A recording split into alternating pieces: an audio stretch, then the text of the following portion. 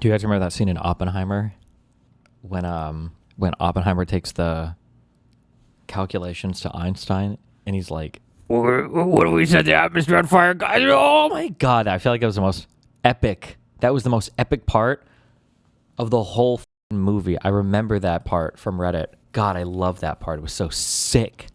God, it was so sick. God, I hate that movie. God, I hate Oppenheimer. What a horrible movie. Also, did the Cillian Murphy guy like destroy his face, or what happened to him? Is it Cillian? I don't know how to pronounce his name. He's old? Is it really just old, or did he get like that some kind of like fat removal thing from his face? Can't do it yet. Like, he lost 50 pounds for this role? I feel like he was legitimately attractive in the I remember from the Sunshine movie, and I know he's been in other movies. I feel like he looks significantly different though. I don't know, maybe I'm crazy.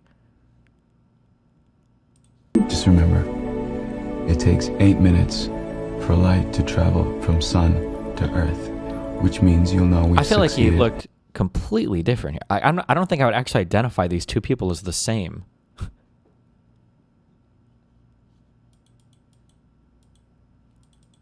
He definitely surgery maxed, 100%.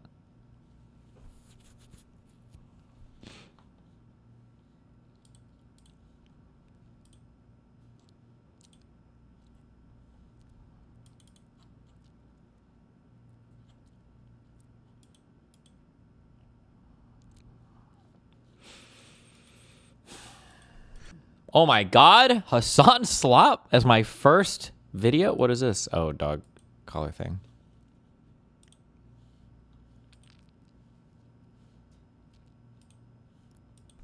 We're serious about our dogs.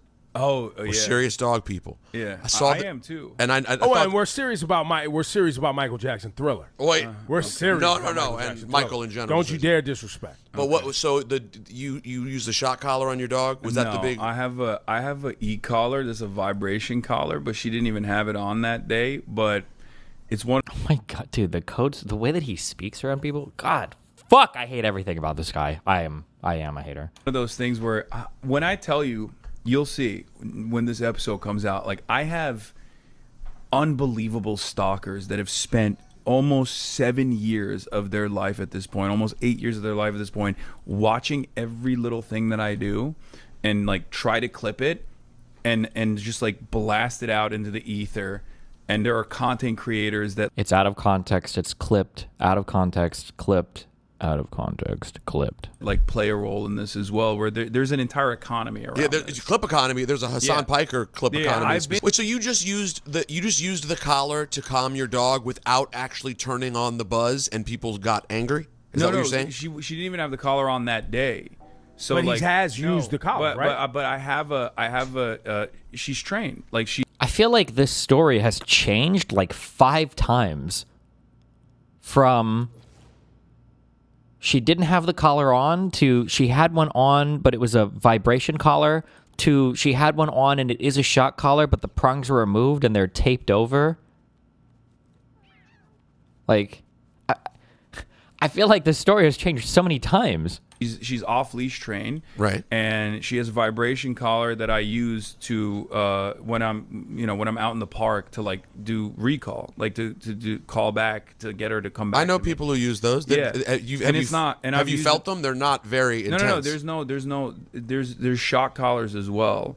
And I have literally put a shock collar on myself to do like a bit before with another content creator. So like I know I know how it feels. So what is this? If it's not the e-collar, if it's not if it doesn't shock, It just vibrates. just vibrates, right? It just vibrates. I think, dude, I'm sorry. This is going to come off as a self-glaze. I'm sorry. I just can't. If I get a question, the way that my mind works is I'm trying to get to the substance of the issue that somebody's asking me. That generally, like, that's where my brain is going. Now, I'm not always perfect. It could be that for some reason I am just incorrect at assuming what they're trying to get at, or maybe we're in a heated back and forth, and obviously your emotions can flare, and so maybe you get a little bit more defensive than you should. Like, these happen. I'm not perfect. But generally, like, if somebody comes up to me and, you know, it's like, did you go out yesterday? And I'm like, and I'm trying to think, and I have to give them one answer. And there's a gun held to both of our heads, and both of us are going to be killed if I give the wrong answer. Okay? And the guy's like, did you go out today? And I remember I did go out onto my balcony, but I didn't go like out of the apartment. I would say, no, I didn't go out yesterday. Even though like I technically did go out, but not really, right? That's not really what he's asking. I feel like some people's minds are at this default, like when I get asked a question, it's like you immediately go to the most pivot, irrelevant, peripheral excuse making. But it's like natural. Like they don't even have to think about it. Like there's so much diversion here, but it has to be second nature at this point. You just used the collar to calm your dog without actually turning on the buzz, and people got angry? Is that what you're saying? She didn't even have the collar on that day. So but like, he has used the collar, right? But I have a she's trained. Like she's so like I didn't have the collar on that day. He's trying to say that like, because at first he's thinking like, okay, I didn't have the collar on that day, so the story can't be credible. But I do have a collar for her. But I don't really want to admit that she's trained. So boom, she's trained. I don't have to think about the collar. It's like, oh, she's off leash trained, right? And, okay. And she has a vibration collar that I use to.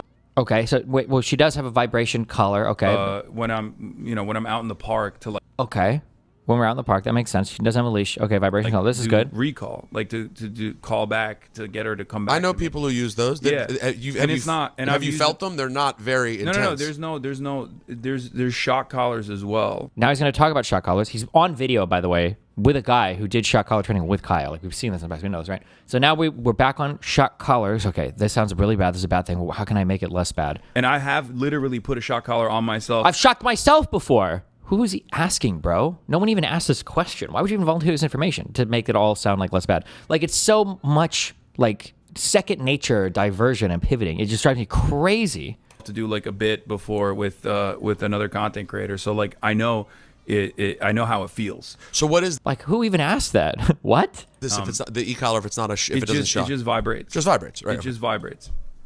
Well, they're gonna watch this and say you're a liar. Yeah, I don't really care. It doesn't matter. But that's it? That's the crux of this? But the crux of it is like they pieced up like so many different clips to be like, oh, every time he's moving his arm and like my dog moves in any way, they're like, oh, he has a button on his desk that he's hitting to like zap his dog. And then they crafted this like insane theory that like I'm forcing her to stay behind me.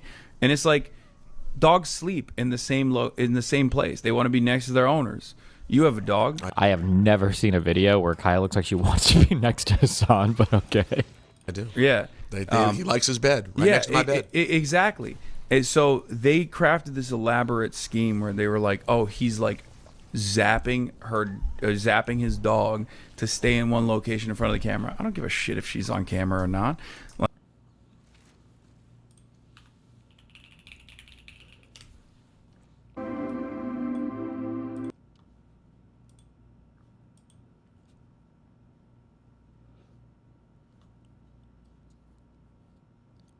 Where is the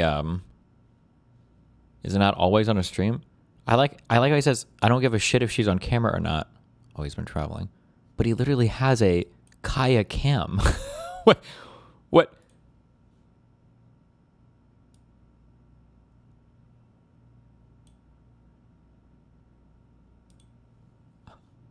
Well, for that specific reason. I don't give a shit if she's on camera or not. What?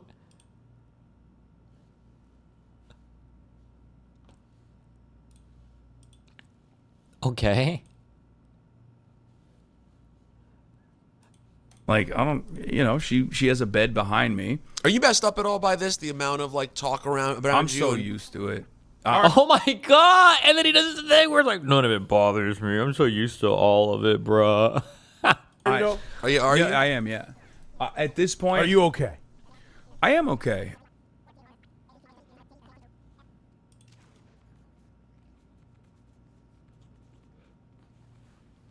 Jeez. Sheesh. Sheesh.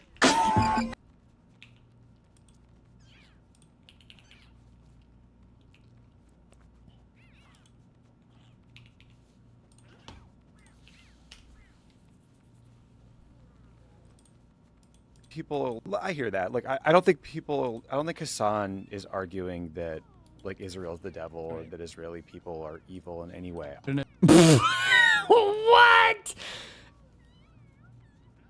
He's not even doing the right propaganda lines because, like I said, I think the pod people, I think, are second order retards. I don't think they're intentionally like crazy tanky commie slurpers like the Majority Report people would be, or Crystal Ball and Kyle Kalinske are. I think these guys are they're politically unsavvy when it comes to this realm of stuff. So they just don't realize the apologia they're engaging in.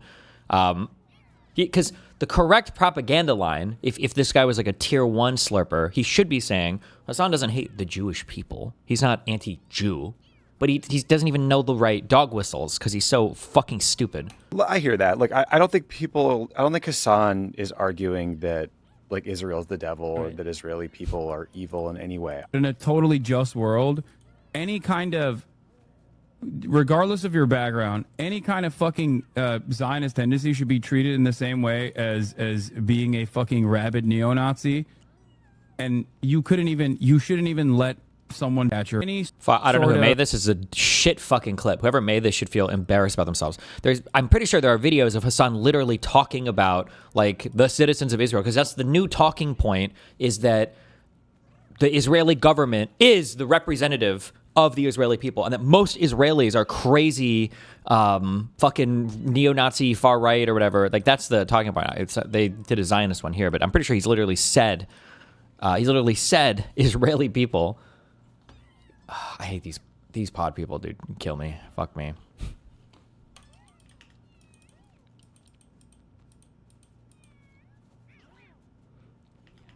You have more thoughts on the red-blue button debate? It's actually heated discourse. The only if you have like a developed mind, it's a blue button thing. But there's a lot of like enlightened, retarded ways to get to the red button. But it is the blue button. Like, that's it. But if you're like a 20-year-old internet atheist, whew, that red button is like the peak of intellectual enlightenment.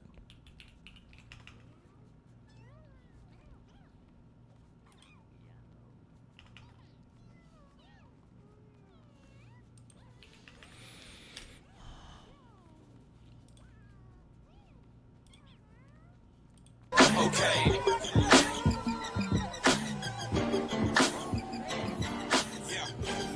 All right, y'all. So my next guest has a way of enraging, just enraging, both centrist Democrats and right-wingers, particularly those on Fox, who are like obsessed with him. Even the New York Times made time to profile him, of course, focusing on Charlie Kirk, and make him the latest boogeyman for the pro-Israel bipartisan crowd. Left and right have accused him of promoting extremism.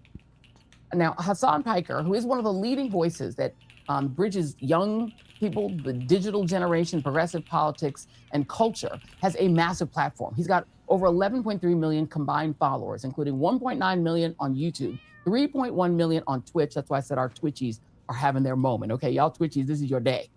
And for a lot of particularly younger people, he is becoming a primary source of political commentary on domestic and international politics, whether the Democratic Party and Fox like it or not. Now, his latest venture is sure to provoke even more outrage. Here's the first minute of his mini doc on his investigative report and trip to our next war target. I don't know if I can watch this. I'm so sorry. His investigative...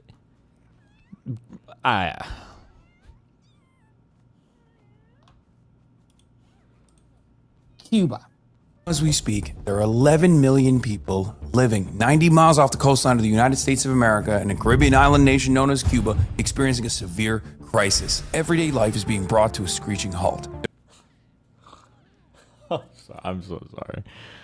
Please look at the black person voice. That's all I want to say. Please, God, the AI black person voice. There are nationwide blackouts caused by a total collapse of the country's electrical grid. There's a shortage of food and medicine. They can't pump drinking water. Cuba has been starved of the most important resource to make modern life work: oil. For over 60 years, the United States has maintained a trade embargo against Cuba. Under the embargo, it's nearly impossible for foreign companies to invest and do business in Cuba while trading with the United States. For years, I've wanted to visit Cuba. I wanted to learn about the problems caused by the embargo. I wanted to see a socialist society in person. Last month, I took the opportunity to go as part of a humanitarian mission to bring aid that my government won't. I'd be accompanying Progressive International alongside hundreds of others from around the world. Activists. She should start the interview with, how many lives did you save? Journalists, artists, and politicians will be coming to the island by boat and plane to deliver over 40 tons of necessary supplies, food, medicine, and medical equipment. Our first stop is Miami, Florida. And Hasan Piker joins me now. Hey, Hasan, how are you? Welcome to the show. As we speak. Oh, Can you hear me? hey, we got you. How are you? Okay, perfect. Hi, thank you for having me. That was a fantastic introduction, and I'm honored to be here. This is very exciting. It's I put myself down as dangerous radical in my title, but I guess your producers changed that, and they thought it's better to put Twitch streamer and political commentator down there. I didn't see dangerous radical in the. I'm gonna have to talk to my producers because I would have preferred to say dangerous radical. I'm gonna read you the intro. Joining me now is dangerous radical Hasan Pecker, who scares the crap out of everybody left and right. Before I get to the Cuba piece, why do you suppose people are so obsessed with you? Why are you causing all that conversation? What are you doing? I think to explain it in the shortest way possible, I'm unbought and unbossed, and that is precisely the reason why I'm uncontrollable. I'm only accountable to my own opinion, to my own integrity, to my own audience, and that is a very frustrating phenomena that. As he streams on one of the largest streaming platforms in the world, owned by Amazon, owned by Jeff Bezos. Oh my fucking god! Steven, he's unpaid for, except he did a contract with Twitch, right? Bossed. A lot of the Democratic Party has never had to deal with. For the longest time, they were the gatekeepers of appropriate conversations, and they could just cast aside voices on the sidelines that wanted more from the Democrats, that wanted a more responsive party, that wanted a party to focus on the working class. They could determine the conditions. They could determine what kind of concessions they would give to the working class. And now they have a megaphone that that doesn't have any sort of corporate sponsorships whatsoever, and is entirely funded by his own audience. Did Hasan? Does he no longer do any gaming sponsors or anything before? When was the last sponsor he did? I mean, it wasn't that long ago. I remember he did a gotcha sponsor. Okay, is that not a corporation or? Okay. You wouldn't get it, man. I wouldn't. Yes, and that is terrifying for a lot of people. And of course, one of the major issues that even Ken Martin was just talking to the Podjohns about is this autopsy that I think we all know revealed a lot of information about Israel, the Democratic Party's allegiance to Israel's genocide, and how that allegiance to Israel's genocide. Jesus, fuck me in the ass, Christ! What a retarded fucking statement! What an insanely propaganda-heavy statement! My God. May have played a really negative role and a huge role in the loss that Kamala Harris withstood in front of an incompetent fascist by the name of Donald Trump. Do you consider yourself a Democrat, or are you DSA? Like, what do you hold to a political party? I'm organization agnostic, is what I say. I mean, I work. Who is writing these? Did he get a fucking buzzword slang writer or something? I'm unbought and unbossed. I'm organization agnostic. The fuck? Most commonly with the DSA, but I work with the Democrats, and the DSA obviously filters their electeds through the Democratic Party's machine. But I work with the PSL as well, Party for Socialism and Liberation. I work with anybody and everybody that wants to fight fascism in this country. I'm an anti-fascist first and foremost. Yeah. So it's interesting. I was reading your bio, and what's interesting is I'm Generation X. I guess you'd be an alpha or millennial. I feel like Generation X, we're kind of the last captured generation, if that makes sense. Like, we are the generation that was pretty much like captured by the Reagan economy and sort of the Reagan culture, and really we're either like Democrats or Republicans. I feel like I even am placing my own kidults who are your age and younger. But they're not captured. They are not necessarily they don't really have any fealty to a political party. They're more ideologically kind of free, right? And so they kind of look at politics in a different way. And so I think that is where this sort of intense critique of the Israel thing is coming from. It's where the critique of the wars are coming from. Do you feel that the way that you think about Israel and Palestine, which weirdly enough is the way I think about it too, but I was lonely alone in Generation X. Most of us didn't think that way. I was kind of on my own there. But do you think that the way that you're thinking about it is that is the common parlance, right? Absolutely. I mean, right. Yeah, it wasn't necessarily the case, especially shortly after October 7. But now it's become the universal position. There's clearly a generational divide here as well. Obviously, for the generation 50 and above, they definitely have more loyalty to the most moral democracy in the Middle East, the only democracy in the Middle East, and that sort of narrative building has been very effective in capturing the attention of the older generation. But for people under the age of 50, it's gone. It's done. People look at this as a malign foreign actor that is causing tremendous instability, tremendous harm in the region, and people simply don't understand why we have to have this unlimited loyalty pledge to this foreign country. And it's also created a very interesting media environment, especially paired up with how much misinformation runs amok in a system where we don't really have consensus reality any longer, where a lot of people start making up their own minds on why. They start making up their own theories as to why people are so why our politicians are so unresponsive to our demands, and why they have this loyalty to the state of Israel. And that's where anti-Semitic conspiracies start manifesting left and right. Yeah, I mean, the thing is, I think that is probably why you're not shameable on issues. I mean, I notice whenever you do an interview, people ask the anti-Semitism actually comes from the center left. Hamas. Like, this is the thing that happens with a lot of people who are on the left, and then you're asked to justify is Hamas the worst thing in the world? And you're like, well, Israel's killed more people, and you kind of leave it there on an interview where you did that. But I God. Oh my God, it's so stupid. I'm sorry. So worst is who's killed the most people in the Middle East? You want to tag Israel with that tag? Seriously? Really? That's the worst one there? If we just go by numbers. I want to talk a little bit about Cuba because this is the other issue where reveal my age. It's just baked into the cake that, Cuba is an authoritarian country. Jason actually went to Cuba as well. We're going to put up some video. I cut together a few of our stills, Jason. We went in 2017 when President Obama opened it up and allowed us briefly, you could go. And, I watched your Cuba documentary. It was very well done. You, Ryan Graham, and some others went down. And one of the things I noticed that is very different about the narrative that you were presenting and the narrative that I've always understood and even experienced in Cuba is that Cuba is an authoritarian place. Like I don't know if you experienced this part of it, that there are men with long guns watching you. Like you are on video cam all the time and being watched. Like, did you get that sense, or did you only get the sense of like the struggle, which is what you really well explained? No. Yeah. No. As a matter of fact, in comparison to China, who I visited, the place I visited last year. I would say that their surveillance state was virtually non-existent, and I actually had some independent journalists that work. How do you know? What do you think that a surveillance state is like? The guy is standing outside with binoculars, just staring at you. What? In Cuba, some of which have even been arrested by the Cuban government in the past. I asked them about their experiences in Cuba. They've worked all around Latin American countries, including in Venezuela, and they were saying that the Cuban government's surveillance initiatives are actually far less comprehensive than what you would see even in a place like America. Of course, the American surveillance state is much more insidious and nowhere near as hands-on. Or at least it doesn't show itself until it needs to. But as far as the authoritarianism goes, I think these countries are, especially Cuba, it's 90 miles off the coastline of the United States of America, and it's been in a state of unlimited warfare by the largest hegemonic superpower since it committed the ultimate crime of fighting and winning sovereignty and dignity for its people. The initial Cuban revolution wasn't necessarily a communist or a socialist revolution. It was an agrarian revolution. It was a national revolution. It was a social revolution. But it became a communist country after, a couple years in to the initial revolution. And throughout that process, they've always wanted to maintain decent relations with America. They know they have to. And yet America has had unbelievable revenge fantasies and chose to punish Cuba relentlessly and even push Cuba into the hands of the USSR in many respects. So having all of that in mind, I think I guess I understand why countries that are in a constant state of warfare, especially poorer and smaller countries, are going to engage in some level of repression because they're worried about instability born out of CIA interventions, quite frankly. And in comparison... I'm just saying this now because I don't give a fuck. I don't care because fuck politics, okay? But like, you understand that this is the precursor. I can't say anything. Yeah, be good. He's laying the groundwork foundation. And are we watching like authoritarian leftism develop in real time? You understand that he's giving the argument right here for why the re-education camps and everything have to exist, right? Like, it's understandable why countries experiencing a certain level of turmoil would have to crack down to ensure stability, right? These are like nice sounding words, but like, what does he mean when he says turmoil, right? In his definition, this is going to be like ideological incongruency, right? Oh, is that a capitalist? Oh, you don't support the current regime? Well, maybe we need to engage in a little bit of stability maxing, okay? And that just might mean some camp maxing for you and your family. It's crazy. Hasn't he said he supports like re-education camps and stuff? Yeah, he has, but he doesn't talk to any politically sophisticated actors. This lady's, no offense, I don't know who she is. She sounds like a...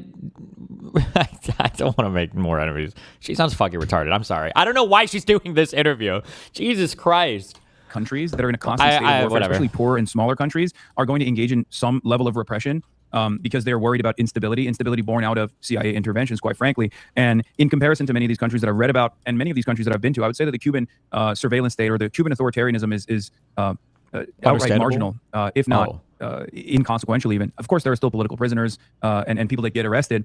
But just like in the United States. Then I always pair that up with, my country, the United States of America. And I think about 3,500 college students, protesters that were arrested in the encampments that I personally visited, that I saw these kind people, these brave people that got not only violently apprehended by police forces and had their careers put in jeopardy, but also got physically attacked by counter-protesters, like in the case in the UCLA encampments, where I watched counter-protesters that don't go to UCLA storm the student encampment that was demonstrating peacefully in the quad and throw fireworks at these students, brutalize them with 2x4s, and even deploy lab rats. To this day, we don't know what they were trying to do, but there was a backpack. Someone brought a backpack full of rats and just released those rats into the student encampment. So potentially even biological warfare to say.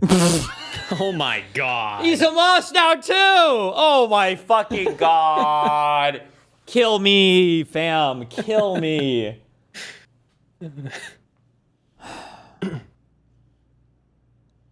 I mean, to think that this is happening in Westwood, Los Angeles, California is unbelievable. And yet I experienced it. I saw it happen in real time. So I think it's not a justification for state repression in any way, shape, or form, but it's more so the reality that the United States of America does not need to engage in this level of repression as the dominant force around the planet, and yet it chooses to do so. And then, it feels insincere of me to go and criticize a country that is in a constant state of economic warfare and maybe even potentially direct hot war now, as Donald Trump is threatening, to turn around and say, oh, they're very repressive in comparison to the United States. What's so interesting is that like all of the narratives that we all grew up in, that I grew up in my generation, and the boomers ahead of me grew up with, Donald Trump has destroyed them all just by the activities of our government, right? I mean, when we can't talk about repression because, as you said, the repression here is so stark. I mean, people here are being put in concentration camps and in private prisons, and there are gray vans driving up to people and throwing random people into the van because they have an accent. It's really hard to then make the argument because I can't listen to Americans talk about the world. Oh my God.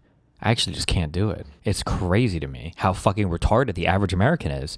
Like, America experiences basically the same type of repressive single state party rule that all these other authoritarian dictator states experience. Is actually just as bad here because I saw a cop on video attack another citizen. Like, oh my God, kill me. Like I said, when I went to Cuba, we saw the men with the Kalashnikovs. They were we were like, oh, this is really weird. There's 3 TV channels. But then here, okay, there's not 3 TV channels, but like 3 billionaires control all the TV channels. So it's like the same things are happening. And I want to talk a little bit about this idea of exiles.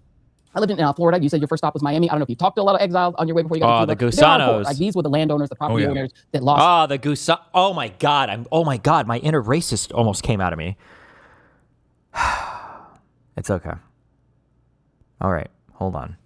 What a crazy fucking thing to just say, but okay. Stop was Miami. I don't know if you talked to a lot of exiles on your way before you got to Cuba. But they're hardcore. Like these were the landowners, the property owners that lost their property when this revolution took place. They're in Miami. They want their country back, and they are hardcore Republicans, right? Your family is from Thessaloniki, which is, to me, one of the fun things about that is where Paul was writing to the Thessalonians. She doesn't even know the racist stereotypes, right? She's such a fucking retard. Why is this stupid cunt even talking about the Cuban people that exist in Miami are crazy fucking retarded conservatives because they hate socialism. They don't want to go take Cuba back. What does she think? Most of these people are like had land and they're waiting to go back and re-own their plantations? Like, holy shit. She doesn't even know the right racist stereotypes. What a fucking idiot. Kill me. I don't think I've ever heard in my entire... All of my Cuban... My mom and dad are ride or die MAGA, okay? All of my Cuban family is fucking ride or die MAGA. I don't think I've ever heard a Cuban in my entire life say, I want to go back to Cuba after we take it back from Cuba. I've never heard that in my entire life. Maybe there's a group of Cubans that say that. I've never heard it ever.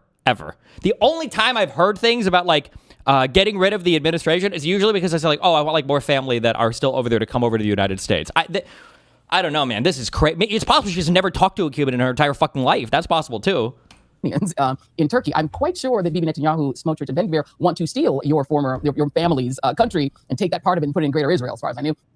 How is Turkey? What is she? Turkey the victim? Wait.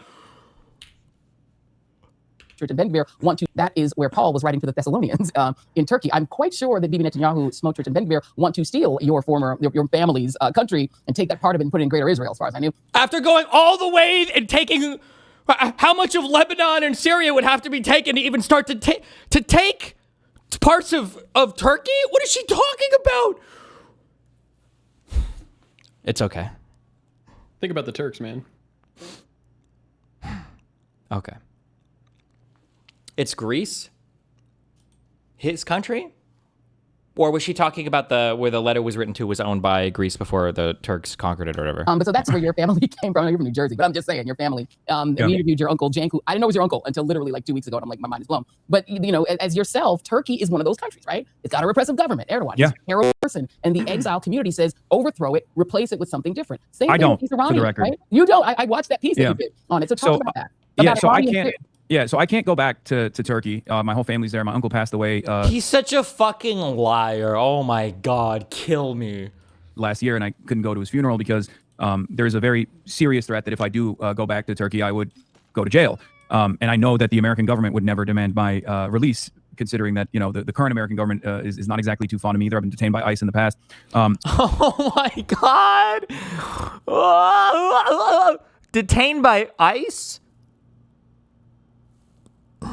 It's okay. Is he talking about the DHS TSA? That's not ICE that does the interview in there, is it? Or is it? I don't remember. He's talking about that event though. Oh my God! What a fucking... I don't think that's ICE who does it. I'm trying to remember. Is it? I thought it would be like Border Patrol. Yeah, like CPP. That's not under ICE, is it? It might be. I don't remember. Hold on, let me They're check. different things, I think, technically.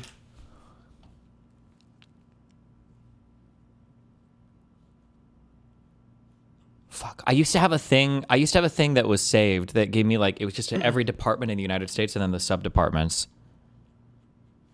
But I don't, Well, ICE was not funded and so was CBP, so I would assume that they were different then, yeah? Yeah, but I just don't know if CBP is under ICE or, because like, for instance, like the Department of Homeland Security is the top branch for all of these things and the ICE is within the Department of Homeland Security. I just don't remember. So in spite of all of that, there was a coup that took place that was facilitated. At this point, it's damn near assured that it was the CIA. There was a Muslim cleric by the name of Fethullah Gulen. It was a coup that had been detained by ICE in the past, released. So in spite of all of that, there was a coup that took place that was facilitated. At this point, it's damn near assured that it was the CIA. There was a Muslim cleric by the name of Fethullah Gulen. Who lived in the Poconos, and he was a CIA asset, and they had designed this parallel state inside of Turkey, and they facilitated a coup d'etat. It failed, and at the time, I remember thinking I would much rather have the repressive government of Recep Tayyip Erdogan than an American puppet installed in his stead, because at least, like, regardless of how much... He's not his Erdogan apology too. Hell yes, my king. Yes, the Young Turks in action. Cenk is so proud. The Manchurian candidate is waking up. Much Recep Tayyip Erdogan still is a servant of American empire, there is still some semblance of sovereignty there in the decision-making process, as opposed to a CIA-installed puppet like Fethullah Gulen. And I wasn't alone in this, because regardless of his unpopularity at the time, there was a referendum that took place in the immediate aftermath of this coup d'etat, where Erdogan was able to, by referendum, change the Turkish constitution to a presidential system, so he could actually secure more power, and power that he is still using to this day. And that referendum gave him the popular majority vote. And the reason for why that happened was because people said, we hate Erdogan, but we would rather have Erdogan than someone who is a puppet of Western forces. This, of course, this calculation, of course, doesn't necessarily factor in the reality that Erdogan is a Western puppet himself as well. But still, there are sovereign decisions that he makes, as opposed to someone who would be directly in the hands of the American state. It's a NATO country. It's literally a NATO country now. What, they're more American dick sucks than Israel is. What does he mean by that? Well, I mean, Iran is the same thing. I mean, there are Iranian exiles who were doing the Trump dance. They were so excited that we bombed Iran, that we've invaded Iran. You know, you talk about the Iran war a lot on your stream. Your generation is the one that's being asked to fight this. They've now reinstalled it. I don't know. Now, for the first time, made signing up for the draft automatic. Selective service will now just automatically scoop everyone up, including undocumented people in it. Are you worried about a draft? Oh, well, I'm 34. I'm about to be 35, so I feel like it's probably not going to get to me. Oh no, but, they put up 42, my friend. It's up to 42. I've seen that, but also the other side of it, of course, is that I'm a dangerous trader. So if they must be really desperate if they're trying to get my old ass in there. Having said that, am I worried about a draft?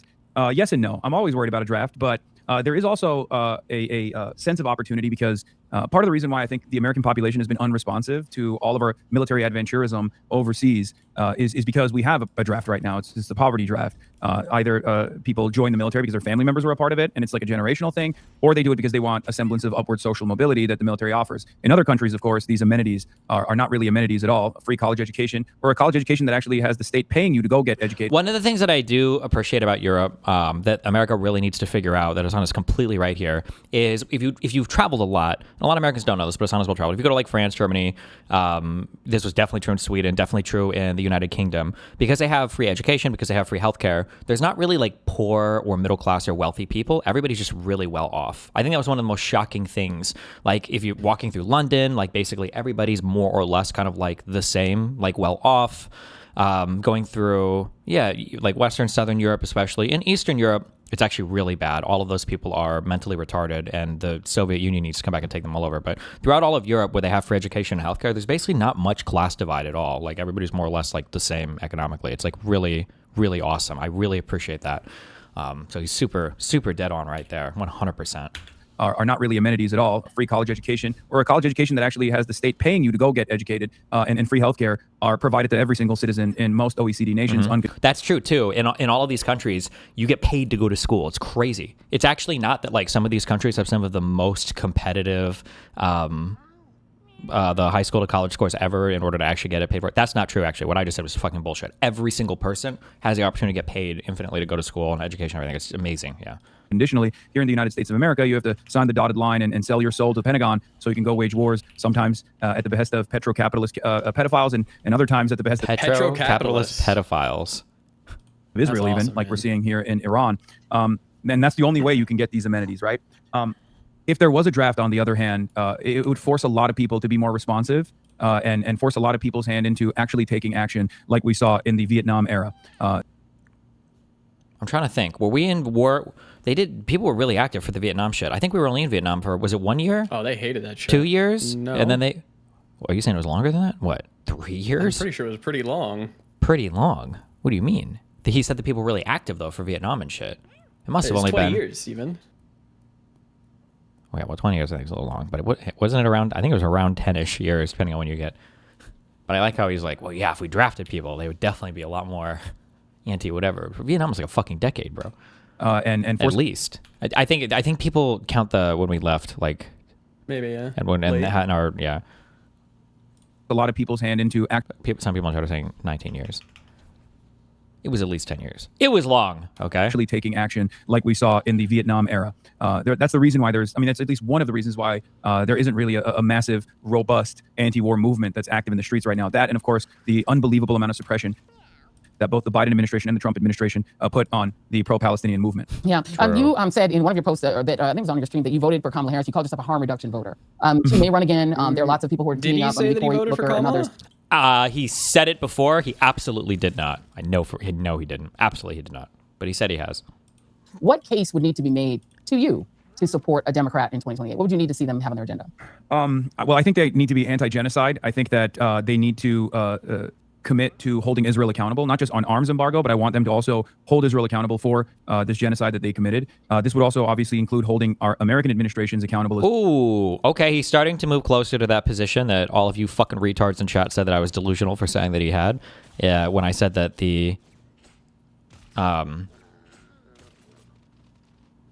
what is this guy doing? That's all right. You're booming out like Dan. It's charmed. It's brainwashed. Where it's not just enough to be anti-Israel at home. Now you have to like advocate for fucking regime change or whatever other crazy shit. Like he wants to go much further. Accountable for this genocide that they committed. This would also obviously include holding our American administrations accountable as well, and not just on the issue of Israel not abiding by the pre-existing laws like the Leahy Law that dictates that no arms trades can take place if a country is found in violation of human rights with the American arms that we're shipping and we're selling. And Israel certainly has been violating all rules in the rule book with the weapons that we've trafficked to Israel. So I also think that accountability is necessary on the domestic issues as well. I want an American president who will say, look, there's been far too much graft, far too much grifting in this country, and we are no longer going to let these corrupt people steal your money and engage in these sorts of schemes with impunity. We are going to hold them to account. John Ossoff, regardless of my criticisms of John Ossoff, has actually done a very convincing case on this issue in Georgia. He talks about this extensively, and I think that's going to be a major issue in the midterms and certainly in the upcoming election as well. I think that there's a lot of appetite in the base for someone who will actually say enough is enough. We have to hold these people accountable, because if we don't, if no one feels like there's any accountability, then they're going to continue committing crimes. And I think it's totally ridiculous that we've allowed the wealthy to get away with stealing our resources, our productive output for far too long. And now they're more bold, they're more brazen with their rampant theft. So someone's got to put an end to that. So I hope that a Democratic politician can commit to that as well. And then on top of that, I want a politician that will uplift the working class, the material conditions of the working class. I want a politician that is truly anti-war, a politician that says we have spent far too much money on the military-industrial complex to wage wars overseas. It's time to focus on building this country. It's time to make America truly great. Holy shit, the rambling, the yapping. And that means we are going to focus on healing ourselves. We're going to focus on Medicare for all. We're going to focus on educating ourselves and become a competitive country in the global marketplace again. That means free college education for all, unconditionally, without any... without having the need to sign your soul to the Department of Defense. And those are amenities that we absolutely could provide to every single citizen. We are the wealthiest nation on the planet, after all, the wealthiest nation that's ever existed in the history of the planet. So I find it unbelievable that Democrats can't come together and unite around this convincing message that would be very popular with not just the existing base of the Democrats, but very popular with the independents, and certainly even with Republicans too, regardless of how cult-like they are currently. Yeah. Before I let you go, the Republicans seem to be uniting around a message that it is the left that is politically dangerous and that is using dangerous rhetoric to put Republicans' lives in danger. Around this White House Correspondents' Dinner situation, they're trying to say, aha, this proves that there really is a left-wing attempt to attack Republicans. They have put you in that. They've said that you are dangerous to them, that your rhetoric is dangerous.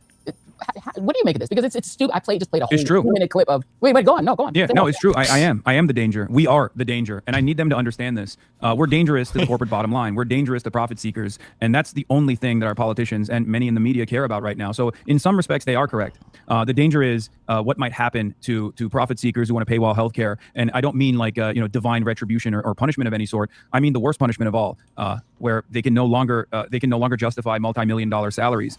I am a danger to those who. What does that even mean? True, but also, what does that even mean? The true danger, where they can no longer justify multi-million-dollar salaries. I don't know. Whatever.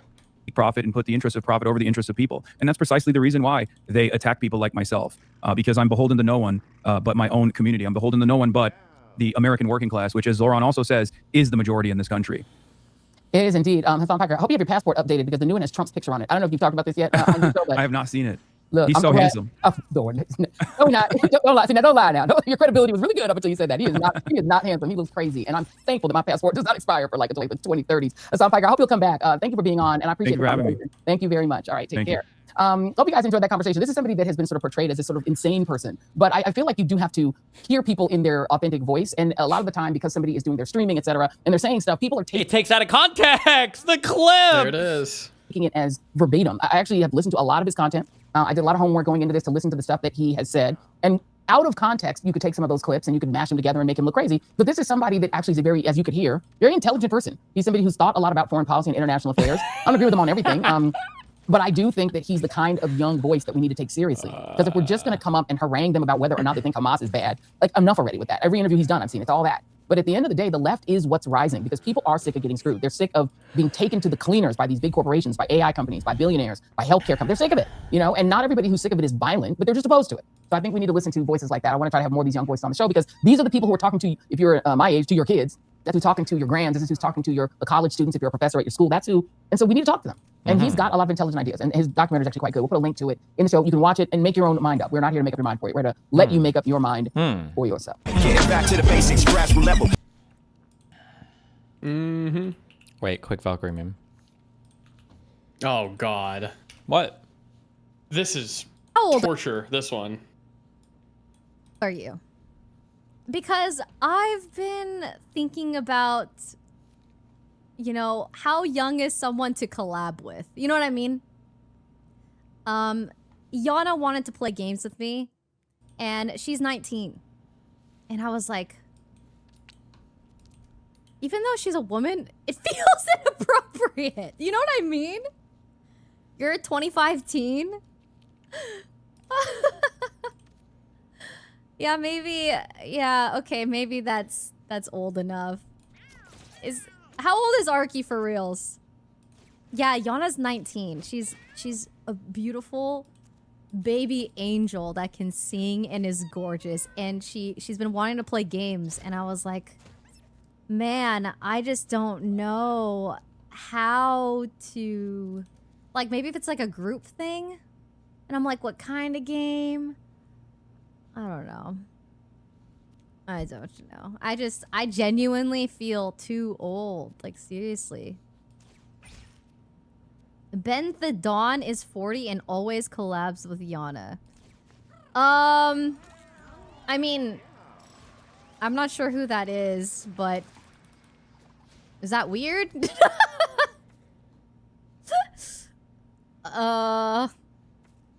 No. Oh, he's a comedian? I don't know.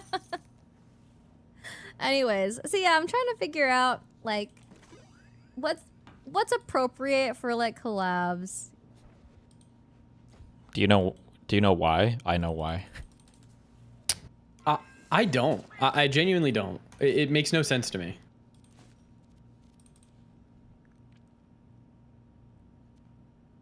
It's because she's insecure over her age.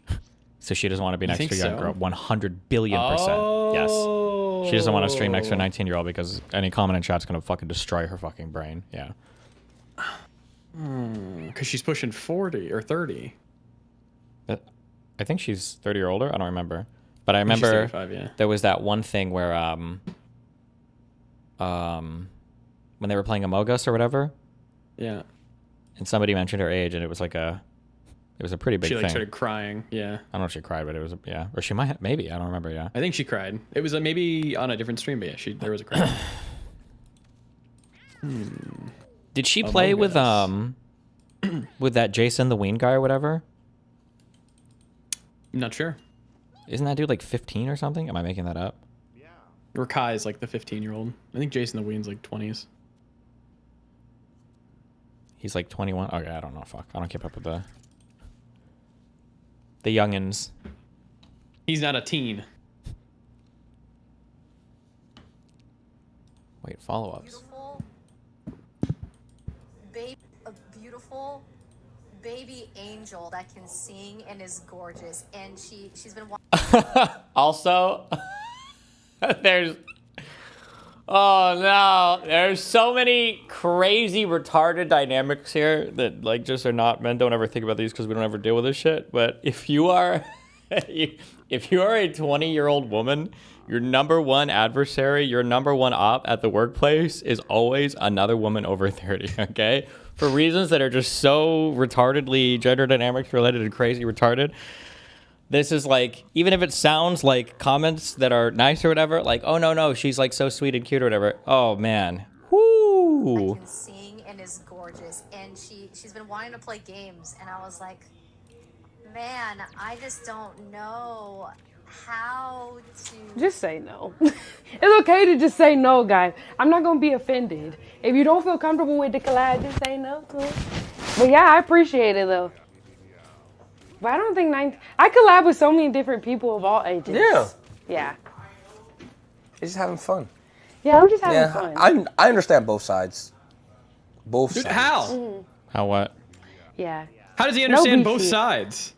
Well, because from Or a is he just guy's saying that 'cause he's a perspective, cock? it can kind of sort of make sense. Like, oh, I guess maybe it would be weird to collab with somebody like super young or whatever, I guess, if you're like worried about being called a pedophile or something. But that's never happened to like a girl content creator. No, ever. Like, so it's like, yeah. So Valkyrie is hardcore trying to lean into that virtue signal or whatever, but it's 100% is she just doesn't want to collab with a much, much, much younger woman because it'll. Yeah, I didn't think of it like that, but no, that does make sense. Yeah. Here. Yana is a precious, talented, beautiful angel that must be protected at all costs, and I'm excited to collab with her, you freaks. Yeah, I don't know. Just this whole thing is insanely fucking cringe. I don't know why she would. She just shouldn't mention any of it publicly. I don't know why she would just even talk about this. I don't know. She's a retard. True. Like Shrimple has. Shrimple fucking ass. Did you see the Mockler clip yesterday? Oh, with Scott Jennings or what? Dude, that motherfucker lost his mind. Sorry, last meme, and then I'll talk about that. About this was hilarious.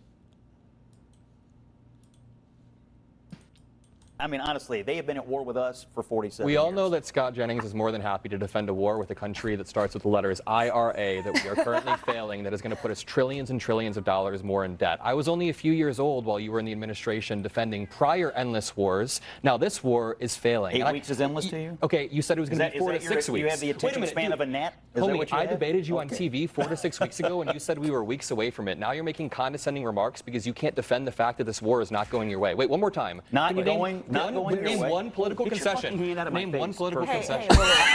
I'm not getting He knew he fucked up too. He got so triggered. Okay. No, everybody calm down, okay? We're having a debate. You can respond to the points that he's making. Can you name a political concession that we've got? Then it doesn't stop. No, he doesn't stop. A flashback to the war the skinheads had in my studio. I would be mad if I Okay. had I would be mad if I had to defend this war. Scott, you can respond. We have and a then very we'll move simple. We have a very simple goal: to keep terrorists and a terrorist regime from having a nuclear weapon that can threaten the United You know when you fuck this whole dude shit up. States, our interests in the region. But also, this is just, I'm sorry, this is the perfect encapsulation of how, this is why I say there's like no real debates right now. You can't, because like, what is this? Scott Jennings is like some 60-year-old fucking whatever. Adam Mockler is like on recess right now and has to get back to algebra in 7th grade. Not making fun of Adam's age. I'm just saying that like there's no world where a kid who's 22 should be mind raping you so hard, should be modeling you so hard on some basic shit. Like you're so fucked. You are so fucked if this is like the world that you have to live in order to sustain your talking points as a Trumple. Our allies in Europe, anybody else So in you the can't world. answer the question. That is I our would get goal. mad too. All right, we're going to leave it there, guys. Next for us, the president suggests ABC.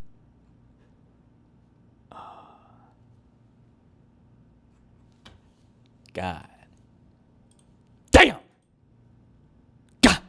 God. Damn. How was your day this morning? Okay. That's cool.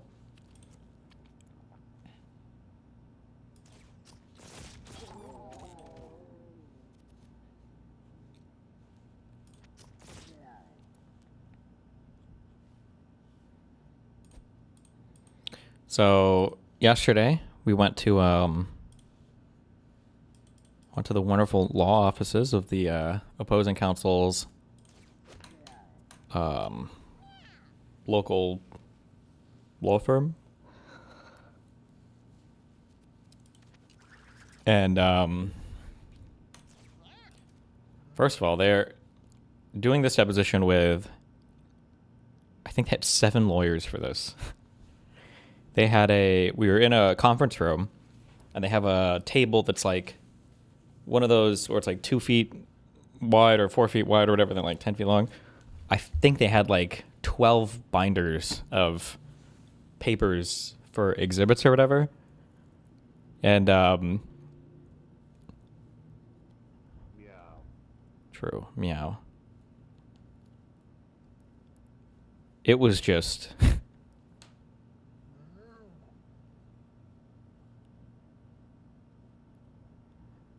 I don't even know. It was just not good.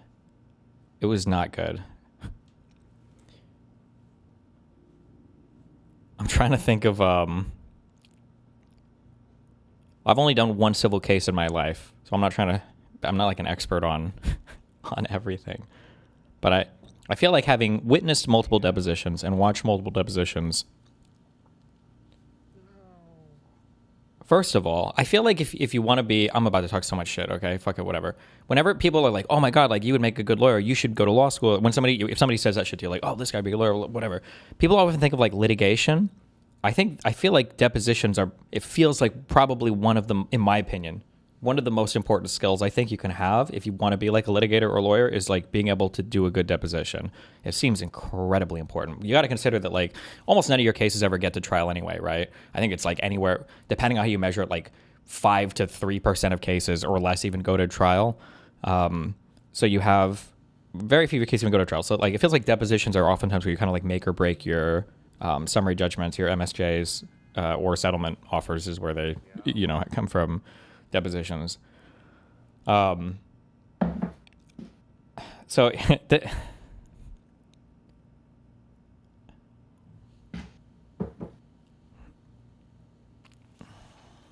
trying to think. I wish I had my transcript in front of me.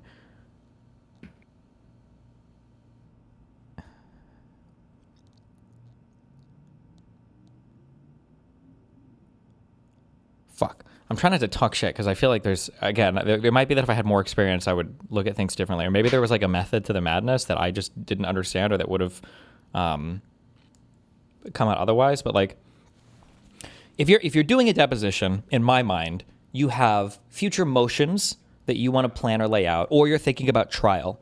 And there are certain concessions that you feel like you can get from the opposing side that you're really trying to get for we'll say for trial. right? So let's say that I'm trying to say, my mind always goes to criminal stuff, but it's not. This isn't a criminal thing. But let's say, or I guess even for my examples, fuck, hold on. I'm trying to think of how to even. It was just it was just so bad. It was such a clusterfuck. Let me think for a moment. Hold on. I'm trying to think of how. Let me run these topics down one at a time. Okay, here's the first thing I would say. I don't know why I'm giving advice on this. You don't have to take my advice. It's just general observations, okay? If you're going to depose somebody over something, you have to be very, very, very familiar with the subject matter that you're trying to depose them on, because you need to be able to ask questions around whatever it is. If you're trying to, I don't want to say bait somebody into answering something, but if you're trying to get a concession or something, you're trying to push somebody into a certain area, you have to be familiar with the subject matter to push them there. So I would say for like 30 to 40% of the questions, this was at a technical level that was beyond all of the litigators on the other side of the table. And I don't know why they thought they could do a deposition of me and ask me technical questions on stuff that they just didn't understand. Because when I would give an answer to a thing, and I'm confident of all my answers, they couldn't push or nibble around the edges for anything. It was impossible for them. Like I remember at one point, they tried to push this. Also, this is also really bad. One of the bad things on,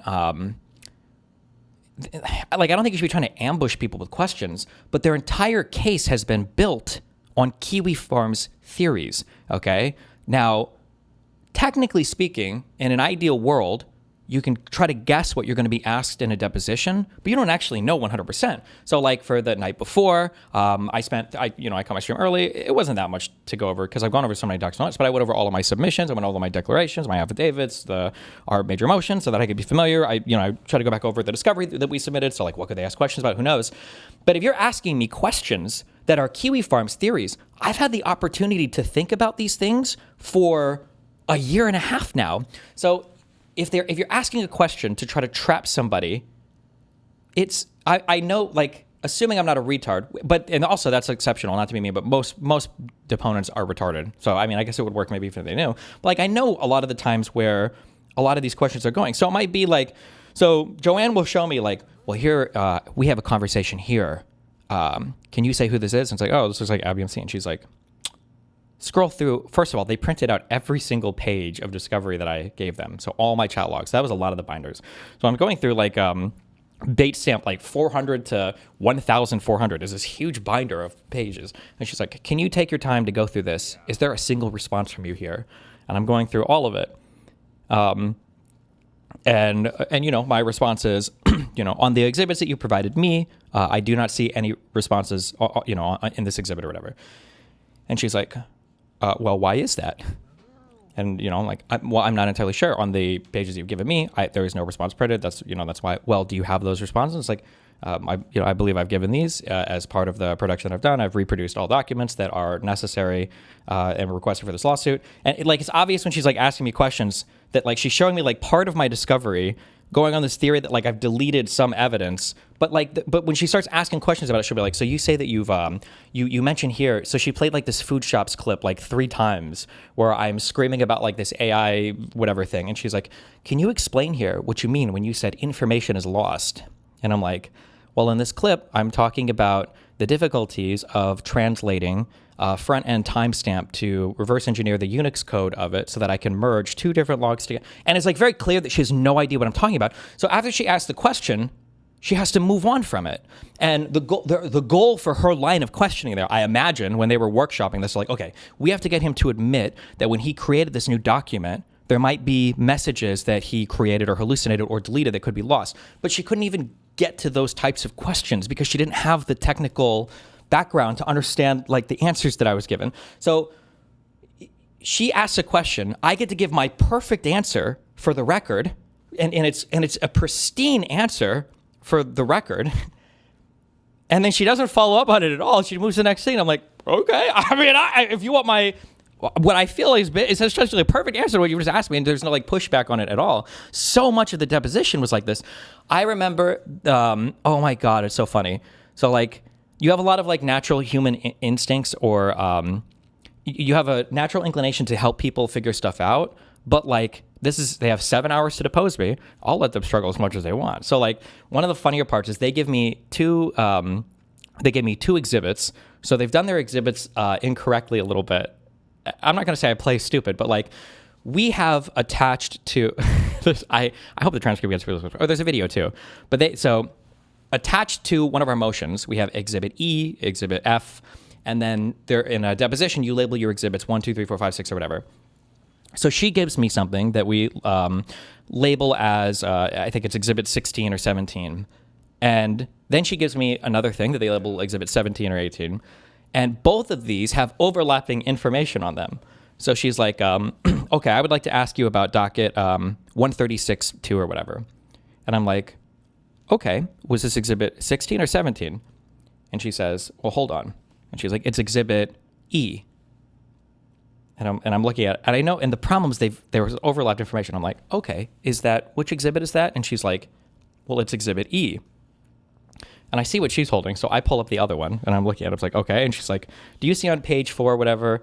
And I'm like, no, I only have 3 pages. And she's like, are you looking at Exhibit E? And I'm like, well, no, I think, or it says Exhibit E. I have Exhibit like 17, and she's holding 16 though. But again, it's just like, oh my God, it was such a clusterfuck. And it takes her probably 5 minutes to figure out. And she's like, oh, okay, hold on. I mean, the exhibit labeled 17. So I pull it like, oh, okay, 17. And then she's like, I want you to compare these 2 URLs. And they're leaning into this Kiwi Farms theory that the URLs are changed. So she's like, compare these 2 URLs. And I'm looking at them. Okay, you don't respond. There's no question. I'm not gonna say anything. She can talk all she wants. And she's like, can you? And then so oftentimes she likes to say things at me. So she'll be like, these 2 URLs are modified. And then I look at her, and she'll stare at me for like 5 seconds, and I'm just kind of looking at her. And then eventually Andrew will say, there's no question. And then she'll say, these 2 URLs are modified, aren't they, Bonell? But this is probably one of the funniest parts of this whole deposition. I'm looking at it. I know what part of the Jesus guy's testimony, the expert witness testimony she's relying on, but they put in the exhibit the wrong 2 links. And so I'm looking at them and I go, and so remember, I try to make them do as much research. So I go, can you point to me where the modification is between these 2 links? And she goes, well, they're different. And I say, they appear similar to me. Can you show me where in the 2 URLs they're different? And so she looks at it, the guy next to him looks at it, and then they start looking at it for a while. The 2 URLs are exactly the same. They've got the wrong attached exhibit from our submissions. And I think they spend about like 10 minutes trying to figure out why the 2 URLs are exactly the same. And then I think at some point the guy next to her says, like, I think they're the same. And then I think Andrew is like, can the record show that the attorney next to Joanne said they were saying, and dude, Brettler is an actual god at just needling the fuck out of the opposing counsel. And Joanne is getting so triggered. First of all, I love that every single lawyer, when they're doing depositions, when they're deposing, every lawyer knows every fucking thing ever from law school about the proper rules. You know, like you're only supposed to object to the form of a question and attorney-client privilege, speaking objections, and other things aren't proper, and they'll remind you this every time. But when the lawyer is defending a deposition, they fucking object to the most random, retarded shit in the world to try to object to because it triggers the fuck out of the opposing counsel. And Joanne was getting so fucking mad. There are times, and also keep in mind, you have 7 hours to depose me. That's it, 7 hours. And she spends like 10% of the time fighting with Andrew. And I'm just like sitting here. I mean, neither of these motherfuckers are under oath. Like, if you guys want to talk to each other all day, I'll sit here and just chill. It's all on the record, you know? Fuck it. I don't care. Fuck it. And it's just so funny. They're going back and forth. And I think we're probably halfway through.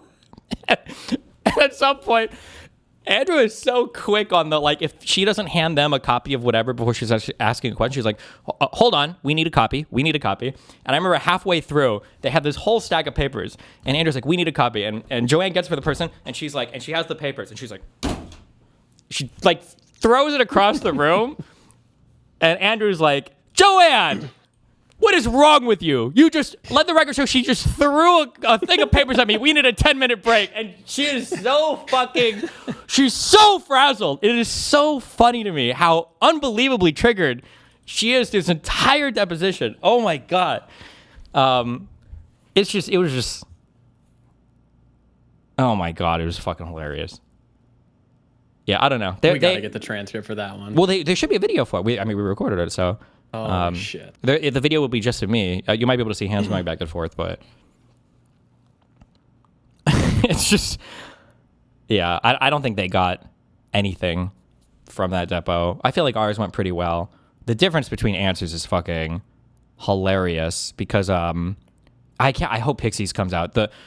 For about 3 or 4 hours, the entire time, Pixie is like, I can't attest to the validity of that chat log, so I can't say anything of it. I have no recollection of this. I can't attest to anything. She spends about half the deposition just basically playing stupid on every single log. She can't attest to anything. And it's just crazy how much of a lying scumbag piece of shit she is in her deposition. But I think one of the times, Joanne's lawyers was laughing. They were trying to argue this whole like, so when you sent this file to whoever, this was on a publicly accessible Google Drive. And I'm like, I need you to clarify. I don't understand the question. And she's like, what do you mean? She's like, I don't know what you mean by a Google Drive. She's like, did you send a Google Drive to somebody? And it's like, I don't know what you mean by a Google Drive. Can you clarify or specify? And so she has to, and she's like, was there a Google Drive link? And it's like, yes, there is a Google Drive link that I've sent to somebody on, this platform. And she's like, and wasn't it true that link was publicly accessible? And I'm like, well, no, I don't really think that it would be accurate to say that it was publicly accessible. And she's like, well, couldn't anybody with that link access that file? And I would say, well, yes, it is true that somebody with that link could access the file. And she's like, so then would it not be accurate to say that this is a publicly accessible link? And my response was, and I said, it would be accurate in the same way that your house is publicly accessible if somebody has the key to your door. And then the guy next to her started giggling, and then they moved on from that line of question. It was fucking retarded. Oh, they just left? Yeah, there were so many lines of questions she just abandoned because she couldn't, because she didn't have any of the technical expertise to like grill and then drill into the tech stuff. She just couldn't do it. So I'm like, why? I don't know why you're trying to. I don't know why they just didn't get somebody younger or somebody with more technological savvy to ask the questions. It was just, yeah, it was really, really, really silly. Yeah. Has Andrew ever had papers thrown at him before? I don't know. I'm not sure. I didn't ask him that. You're going to be this motherfucker's stories. He's going to be like, man, let me tell you about the time I did this fucking crazy case. Was she there during she was the one deposing me, yeah. My queen. Why was it recorded? All depositions are supposed to be recorded, I think, but...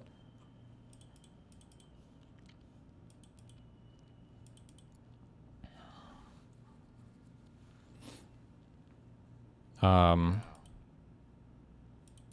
did your team think you did? They thought everything went really well. Like, I don't think we gave them anything for anything, so. But I mean, to be fair, like, this is one of those things where it's really easy for me, and it's much more difficult for Pixie because she's intentionally lying and obfuscating about everything, and they've had to fabricate evidence. Like, I've turned over basically everything. I've turned over everything I've asked for. My record keeping is pretty good. I don't know how much of Joan's ego got blown up by reading Kiwi Farm stuff. Remember, if you're on logistical crowd or you like listen to Esports Batman or these retards, like in their mind, I'm lying and deleting evidence. I'm hiding everything. Remember, their story from the very start was first like the complaint would destroy me, and then all the girls coming out would destroy me, and then the discovery would destroy me, and then my deposition would destroy me. But like the reality is, as long as I'm not being a fucking retard, as long as I'm not saying something that's not true or misspeaking or whatever, like all my stuff is pretty straightforward. Do you think that they actually believe that you cut stuff out of the transcripts, or are they just desperate and seeing if they can trick you somehow into saying, like that? Sometimes it's just like asking questions about like a particular thing. Obviously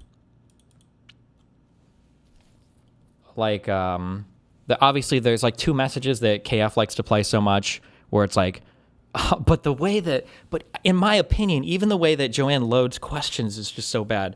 Because there's one where when I found out all my shit got leaked, I'm 99% sure that I was standing in the shower and I think I got a DM from Pixie. And I'm like, oh, Jesus, fuck me. And one of the, I think one of the things that one of the messages I sent was like something along the lines of like, I'm trying to remember what this was. It was like through no fault of your own or whatever. Like, I understand this happened. Like, this is so horrible, whatever. And Joanna's like, when you said through no fault of her own, what you meant was that all of it was your fault, right? And then obviously Andrew does his objections. And I'm like, no, that's not what I meant. I told her that I believe that she was damaged. I don't think she did anything wrong. And Joanna's response to that was like, but why didn't you tell her that she consented to you sharing the video? So in a way, it was all like her fault or something. And I'm like, why the fuck? And I think my response was like, I feel like that would have been an incredibly inappropriate response to given 5 minutes after discovering that all of our explicit material leaked online. It's just like the craziest compound, hypothetical, like ridiculous questions of the world. I'm like, why the fuck would anybody ever say this? Even if it was true, why the fuck would everybody, or even if it was false? Like, there's no world where anybody would ever say any of this. It's like crazy. Like, even if there was a thing where it was somebody's fault completely, I don't know why you would say that right then and there. Like, why? Like, Jesus. I don't know. She's just wild. Wild questions. Was Del there? No, she won't show up for anything that she doesn't have to show up for. I'm pretty sure. It's also funny because I can kind of tell what's going on behind the scenes for them sometimes, because obviously they haven't turned over basically none of the discovery that I am owed, and I will never get it because Pixie's a lying fucking piece of shit who knows that she was up to some crazy no good shit, and that's why she won't turn some of these convos over to me. But they started asking me about, like, have you communicated with your ex-wife Melina about this case? Have you told her not to communicate with the plaintiff in this case anymore? Which I'm guessing is they must have gotten into a fight or something behind the scenes. I don't know, because they never turn any of those communications over to me. Yeah. Good memes. Stupid. But what are you going to do?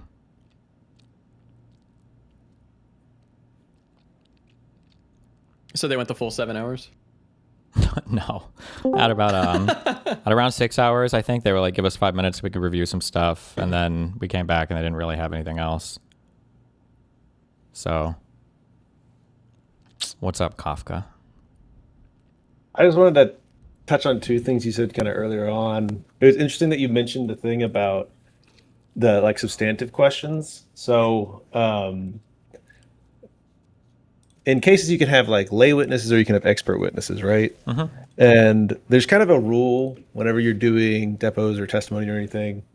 If there's an expert witness on the stand, you don't ever challenge them on what they're there to testify about, right? Like, you don't, if a guy is an expert about, oil and gas, you're not going to go up there and be like, well, tell me about the cracking process, and try to undermine him, because expert witnesses have been on the stand and in courtrooms probably longer than the lawyer deposing them, because that's all they do. They make money off of that. Oh, so you're not saying it would be like illegal or improper, but like you're going to get fucking schooled unless you're like a super expert yourself or something? Or, yeah. It's like really well known that like you just don't want to challenge somebody on a substantive topic if they have the ability to talk on it, unless there's a like written statement from them and you have something else that can support you to undermine them. Because here's the other side. Let's say you fucked up and said something wrong, and I've got you wrong here. You probably are enough of an expert that you can talk around your mistake. Exactly. That's why I'm saying it's right? so dumb to challenge anybody. Not that I would ever lie or anything, but like if I wanted to, I could literally make up anything I wanted to here, and you would never be able to correct the record or challenge me on any of it. Yeah, that's why it's so dumb. Yeah. And so you would like, ideally what it is, it's like, oh, you said something dumb in writing, and I know what you put in writing is wrong, and I'm going to ask you this question, and if you are an expert, you're going to say the right answer. Mm-hmm. And then I'm going to go, well, then why did you say this in writing? And then you're not fighting me, you're fighting yourself, right? Sure. Like, that's kind of the ideal of that. Although even at that, I think it would require some base level of understanding, because she tried to challenge me, because eventually later on they got to somehow like the two links not matching. But so she brought up that Jesus documentation thing, and she's like, well, if these two links are the same, then that must mean that they pointed to separate files. And so my first response is, well, that's not necessarily true. And she's like, well, what do you mean? It's like, well, there can be, two different files can technically be hosted, or the same file can be hosted on two separate links. And she's like, okay. And then it's like, well, like these two things could be, well, the links are different here. And it's like, well, they don't appear to be tampered with. It appears to be an OCR, a scan error, basically. And she's like, well, what do you mean by an OCR scan error or whatever? And then it's like, well, when you scan in documents, you can see that the difference between these two links looks to be the same visual error, the same one that you and your, your co-counsel were making earlier, and it mixes up like a T dash for like, or a T slash for like a U or a W or whatever. And even if I was lying about all of that, she would have no idea. So why even ask the question? And it's worse than that. Okay, now granted, this is a depo, so it doesn't really matter. Sure. But like, let's say you're on the stand and you have that same interaction. Okay, let's say you lied. Let's say none of that's true, and like literally, like it's not even that you like bent the truth. It's straight not true. Sure. And she has no expert witness to discuss what any of that shit is, and none of her witnesses know enough to testify about it at all.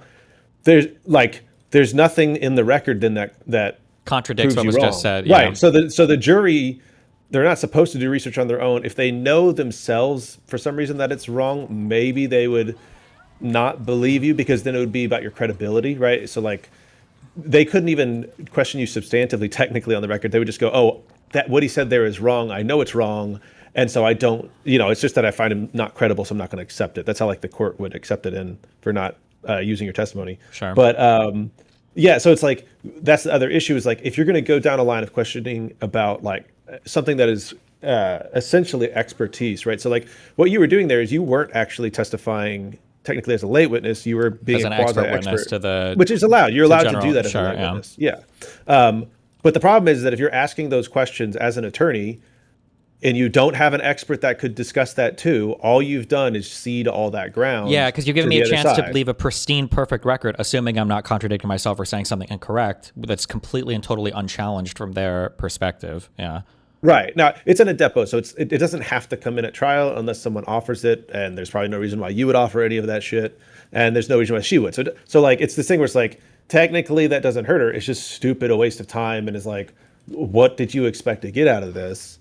And so, yeah, it is very funny that they like show up, and it sounds like from her perspective, she was hoping that, I guess, you didn't have an answer. I'm not sure, because it's like, I mean, I understand what you're saying, but like how it doesn't have to come in, so it technically doesn't hurt her. But like, I imagine a scenario where, and I guess I don't know how much Andrew would have fought on this, but like if you were to push, if you knew the tech and you push really hard. So for instance, like, I guess I'm out of depo, so I don't know if this has ever come up at trial. I don't want to give them ideas. I imagine they would get better litigators. But like, if you were to ask, like, is it not possible that like AI could insert some line of text that didn't exist in the original two documents if you used AI to merge these files? Andrew might object to hypothetical or whatever else, but like, yeah. Is it impossible? Is it possible? Could it be? Are you sure? Did you check? Did you go through and read? Verbatim. Both files and ensure that it was 100%, and then it's, I'm just saying that even if I did answer those, like the pressure is then on me, because it's like, well, did I go back and reread the entire newly created 300-page log to ensure? Because at that point, it's putting a lot of pressure on me. It's like, well, I don't recall at this time if I went back and I perfectly, like, I feel like having an answer like that, at least on the record, can look good, especially if we can get like 10 of those, right? Because if you were trying to create like a factual issue that can't be resolved with an MSJ, then in their MSJ, they could say, there were 6 different times in the deposition where Mr. Bonnell, testified that he was not entirely sure that the evidence that he produced that we were owed a discovery was 100% accurate. Yeah. But instead, it was nothing. Yeah, Every line of question was dead. Yeah. Yeah, and then looking at it from that perspective is correct. Of like, okay, if this is a deposition where you are fighting for your life to just survive an MSJ, yeah, get some I don't knows, in there, right? Like that's some, but and then it's the other side of it too is like whenever she's asking those questions and then not following up on it, right? It's kind of the thing where like my mind goes, what trap did she think she was setting for you? Because like obviously she doesn't know what any of this is.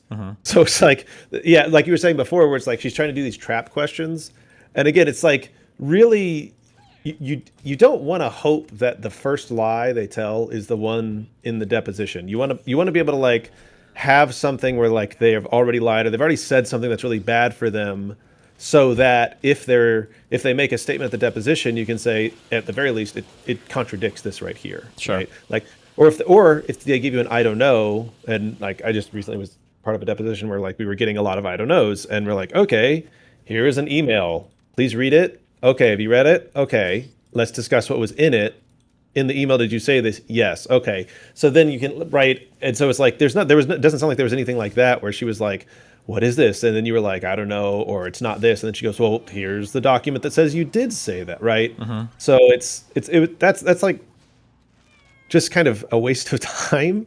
And then also just them having like the 12 binders of exhibits. Like you will definitely, have an extensive production in a lot of cases, but like when you go in, you're usually like, all right, 8 hours, you might have anywhere from like 20 to 80 exhibits, depending on like how precise you're going to get on things.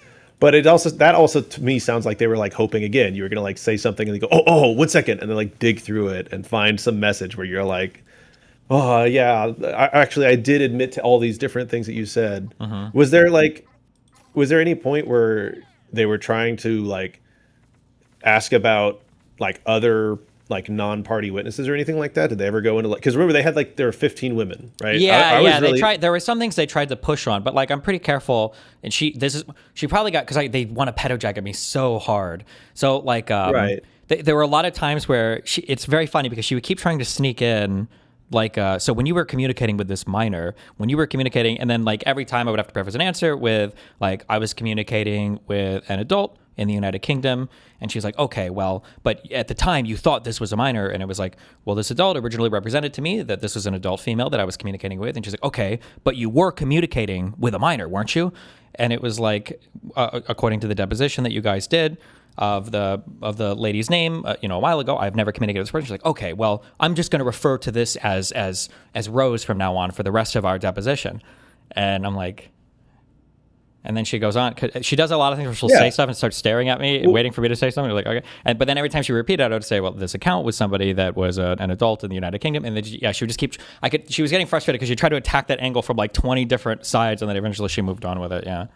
And I'm assuming that whenever that happened, Brettler was doing some objection form, right? Always. He's objecting to almost everything. They're fighting so much on objections. The other lawyer, I think Carlos, was like shouting, like, let him answer the question or whatever. But like, it's funny because there was a lot of like mental stuff going into it. Like I do have a slight advantage that I can stream for 8 hours. So like I can sit here for as long as you want and answer these and try to be sharp the entire time. Like it's kind of what I do all the time. And Joan is like very clearly getting a little bit, I don't want to say like tired or exhausted, but like she's getting irritated. And Brettler is super getting under her skin. And Brettler, I don't know if it's like this. It reminds me a little bit of the debate world. I don't know if it's like this in the normal world, lawyer world. But bro, as soon as we go off the record, Brettler is completely the most friendly, amicable, nice dude in the universe. And then as soon as we're back on the record, it is like hardcore. He's like a killer? Yes. An absolute assassin. And it's so funny. Like after she threw the stack of papers at him or whatever, and Brett was like, let the record show. Joanne just hurled a stack of papers at me. We need a 5-minute break immediately. We need a 5-minute break. Let's go off the record or whatever.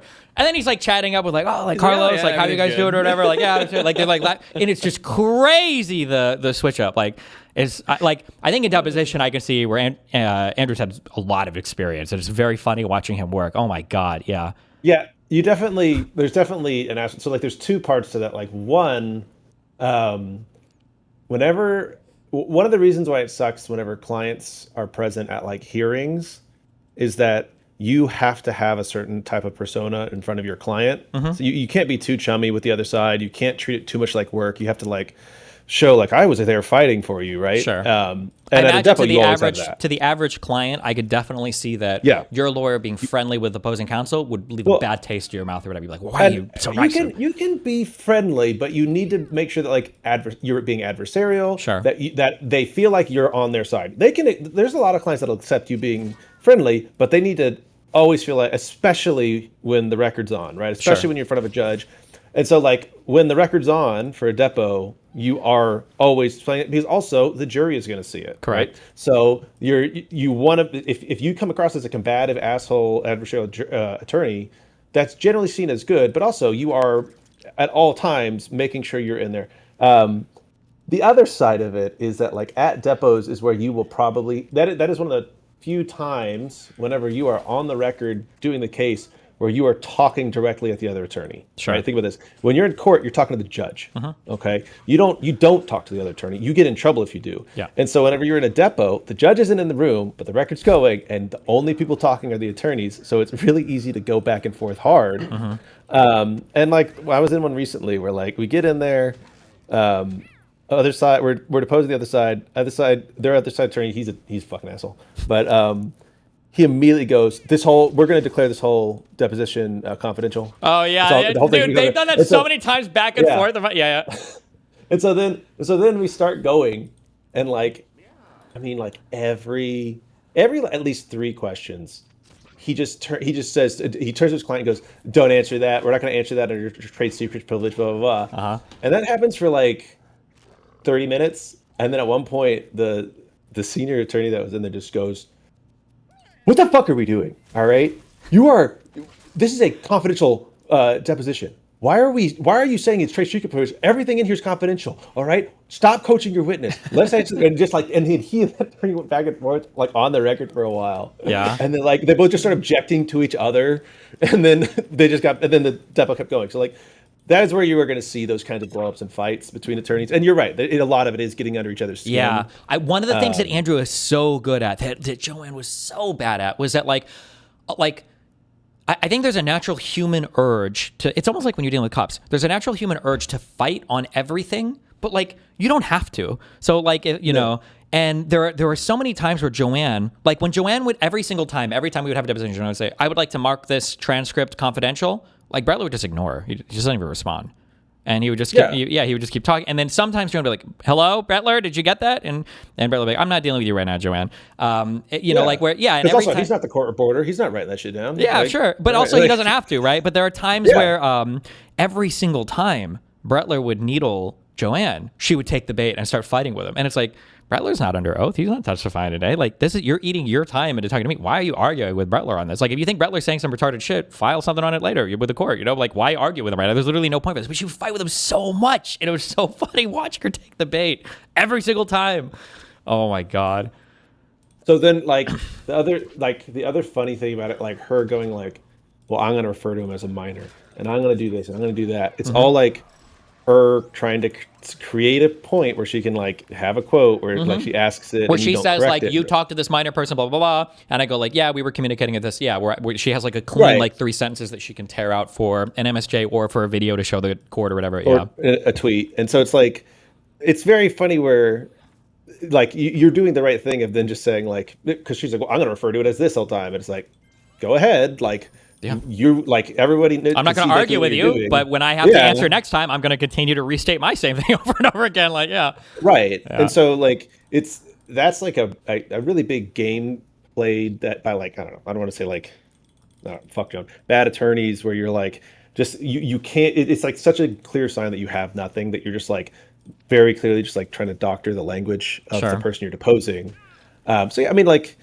I can't say I'm surprised with this. The fact they had 7 attorneys there is hilarious. Like, I don't know why. They had 7. It was also like 5 of them were related. But yeah, it was crazy that they had, because it was Joanne, a guy to her left. It was 2 sisters.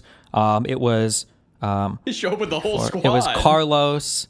And then I think there were 2 others, and then the videographer and the court reporter. Yeah, I don't know why. And the table full of exhibits. When I walked in, and I'm like, "What do we?" Did you have just you and Brettler, or was no? It like we had a stack of papers, but it was like organized. It was like paper clipped and like exhibit 1, 2, blah blah blah. But they had like they printed out the entire conversation history between me and Pixie, which was like 1,500 bait stamps worth of pages, and they like full laser printed like the gray Discord background and everything. That printer must have been dead by the end of this demo prep. Exactly. Yeah. So then like so the other funny part about this is that like they didn't. So you said it before, where you're like, "Oh, I stream 8 hours a day. I'm used to this." Like a lot of the times when you're in these really long depots, really what you're doing is you're just wearing the person down, and then you get to the last like hour and a half, and that person just breaks and just starts talking, right? Sure. And so like I was just imagining it where it's like, if I was in a room with 7 attorneys for 8 hours and they're just watching me eat shit while this guy just like doesn't answer any of the good questions, nothing. They've just printed out 12 binders worth of exhibits. Like, yeah, I can see why Joan felt really rattled. And then like now she has zero excuse not to respond to the MSJ, and she has nothing to show for it. Yeah. So like I don't know. It's very funny in my mind that like all of this fighting, all of this hubbub, everything, and at the end of the day, it was just like a big nothing burger depot. And Now they have to go to the court and be like, okay, judge, we shit up the record. We fought for all this time. We had this huge depot for both parties. And there's not going to be anything in the MSJ that is going to be like, oh, see, that's why we needed the depot. So then they're going to go in front of the judge and say like, oh yeah, remember how we didn't respond to this MSJ because we didn't depose him? Yeah, and actually we didn't need to do that, like you said on the record at the last hearing, but please grant it anyways. So like, it's just, I know this case is ridiculous in a lot of ways, but it's just like, I don't know how I could make myself look worse. Does a judge usually read the depositions, or do they listen? Absolutely not. No. They're gonna be pulling out excerpts. Got so like just like sections. You might attach. It's like you pull out your best moments. You're like, oh, here are my clips. But you might attach the full transcript as an exhibit. People do that. But the judge doesn't give a shit. They just want to see what's the relevant parts, right? What's the relevant shit that you want me to see? Yeah. Yeah, and both sides have the chance to use it, right? So like if they cite something from the depot and say like, can you believe that Destiny admitted to all this stuff about a minor? Then Brettler can be like, well, actually, no, here's all the times when he said it wasn't. Here's all the reasons why he didn't admit any of that stuff, blah, blah, blah. So, it's kind of a thing too, where like playing those games and those traps, a lot of times are not as useful as you'd think, especially in an MSJ, because it's like, yeah, the other side has the transcript too. And if your client did a good job, which it sounds like you did, then that's not going to be worth anything, because you can just show up and say, yeah, we were there too. We remember. Here's the other thing we said that doesn't mean what you're alleging. Yeah. And then also a lot of it, it's like her prefacing it with, remember when you were talking to a minor? Her prefacing it there is like, she's just being like incredibly argumentative, right? And it's an incredibly prejudicial question. So like the idea that the judge would just like let that come in with like no, like just like, yeah, it's fine, right? It'd be crazy to put something like that in front of the jury unless it was like absolutely necessary. And the judge would literally like look at them and go like at Joan and go like, if this question's important, maybe we take the minor part off because that's not relevant in the case, right? Like, so like there's a lot of ways in which even her doing all of this wouldn't ultimately impact the case. Maybe. I mean, like, I don't know what, because technically, I could tell that she was even trying to, because remember the Roe stuff is all like out of statute range anyway. So like they tried to like flirt with the European stuff for like 2 seconds, but this was another area. One of the reasons why I'm struggling to explain all this is because there were just a lot of lines of questioning that I could tell she could have done so much better on, but she just didn't know. She just didn't know any of the text. So like she said that, I'm trying to remember the questioning here.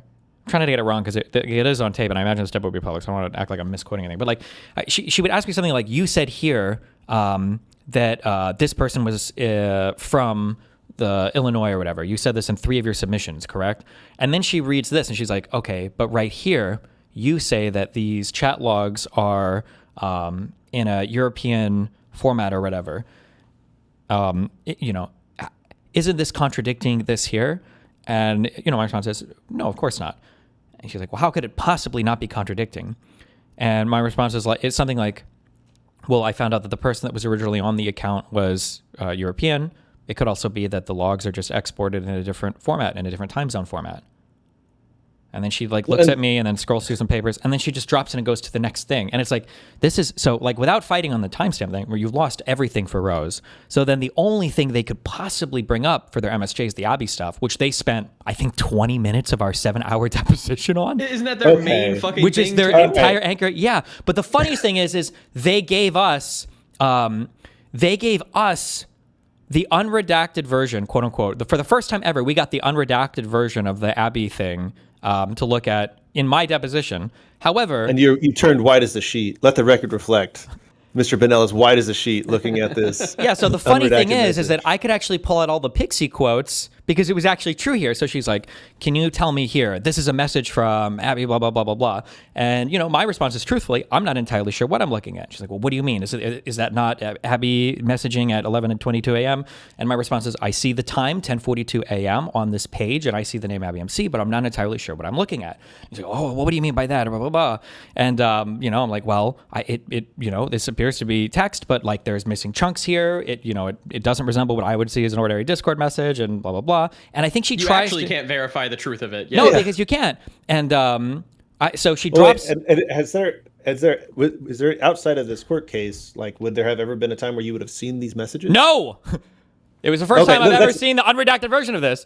But then, but what I'm saying is, like, it's very funny for them to present that to you because you don't have personal knowledge of it. So how could you ever testify to anything about it? Sure. Yeah. Right? Yeah. Well, there's that too. Yeah. Because she's just asking me to verify like what it looks like or whatever. But yeah, like I can't testify to any of this. I don't know any of that. It's also funny because she would ask me to testify to other people's states of mind a lot. She's like, well, when Erin said this to you here, isn't it because she felt this? And my response all the time is like, I have absolutely no idea how she felt. I imagine she could have felt a million different ways. You should depose her and ask her. So I don't know. How am I supposed to? And I remember at the end of like the Abby thing for like 20 minutes, you know, I asked her, I don't know why she answered because she doesn't answer my questions. I'm like, you said this was an unredacted version, correct? And she was like, yeah. And it's like, well, that's strange because it appears to me to still be heavily redacted because I can't read any of this middle message at 10:42 p.m., for instance. Can you read this? And she looks at it and it's all like scribbled out in like black thing or whatever. And then she kind of mumbles something and then like puts it away or whatever. And it's just like all of it is so stupid and unserious. Yeah. Yeah. No, I don't know. That was something that we were discussing, some people and I were discussing about it, where it was like, oh, this is going to be like predominantly about Abby MC, right? Because that's all that they have left. And that's what I figured, yeah. I didn't guess, but I was like, honestly, like I would be surprised. I don't know how much there is to talk about one, but like since everything's so unserious and since they're so focused on the pedo jacketing thing, and since Abby MC has been such a wild card, it doesn't surprise me that they only spent like 20 minutes on that. And like, I guess, but yeah. I mean, I guess they're just planning. This was the first time, and I guess that lawyers are just like really, really, really. Well, my hope, or I'm fucking everything up. My guess is they just try to be very very careful about like making assurances to clients, in terms of saying like, oh yeah, like we're gonna win, blah blah blah. This is the first time I've heard them say like we're pretty confident that this is gonna be over at MSJ, which felt good. Oh, nice. Yeah, it's good. But I can't imagine the only 20 minutes on the Abby thing when it's their only lifeline for for anything. But were they just trying to pedo jack you the entire time? Well, no, they were trying to fight on me and Pixie's original agreement a little bit, which was just hilarious. The trying to nibble around the edges of like all of that. The problem again is it was all Kiwi Farms theories, and one thing that Andrew was really good about. Okay, I'm giving all this information I'm giving is so cautious because I might be overestimating myself, or like this could just be retired. Just be careful, okay? So like, in my mind, I want to leave as pristine a record as possible, being as clear as possible. So technically that means I want to answer as concisely as possible. Although there are times where I feel like I can provide a little bit more to clean up the record.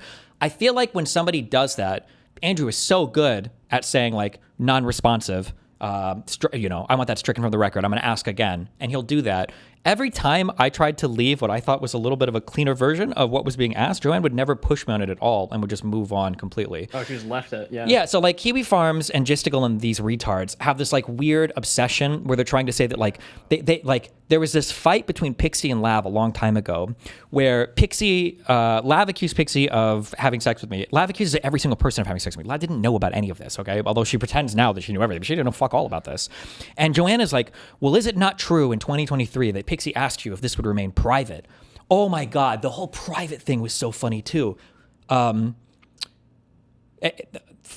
I'll do this part. So she's saying like, didn't Pixie say here that so if it was private, how could you have possibly sent this to anybody or whatever? And then we would go through and we would read different logs, and she would say like, is it not true here that Pixie asked you whether or not anybody else had seen your video or whether or not anybody knew that you had sexual encounters with anybody? And then I would read, always take the time to read what's in front of you. So I'd read what's in front of you, and I would say, it was important that Pixie didn't know that publicly people had known that we'd had sexual contact or whatever. But in the next sentence right here, I literally mentioned that Dan and Mr. Mooten knew that we were staying at a hotel together, and she didn't seem bothered by it at all. And Joanne would just let statements like that stand. And then I feel like I have so many of these where it's like if you just read the next part, it seems pretty obvious that she's not bothered by this. In one of the early parts of the deposition, Joanne tried to make this argument where she was like, didn't you tell the judge that this was a private interaction between the two of you? And I said, yes. And she's like, so if it was private, can you, that means that you should have never, ever shown this video to any other person. And I said, no. And she's like, how is that possible? It's like, well, private in streamer world can mean just between a group of offline friends versus being known publicly online. And Joanne's like, interesting. I've only ever heard private referred to one-on-one and no other parties can know about a thing. And obviously Andrew would, there's no question, don't say anything, blah, blah, blah. And then later on, Joanne would get to like a similar thing. She said, well, right here, Pixie said she wanted it kept private between you and her and possibly your wife. And obviously you'd be more. And I said, well, I don't think it's necessarily true. And then by the third time she brings this up, she's like, did Pixie here not say that this should be private?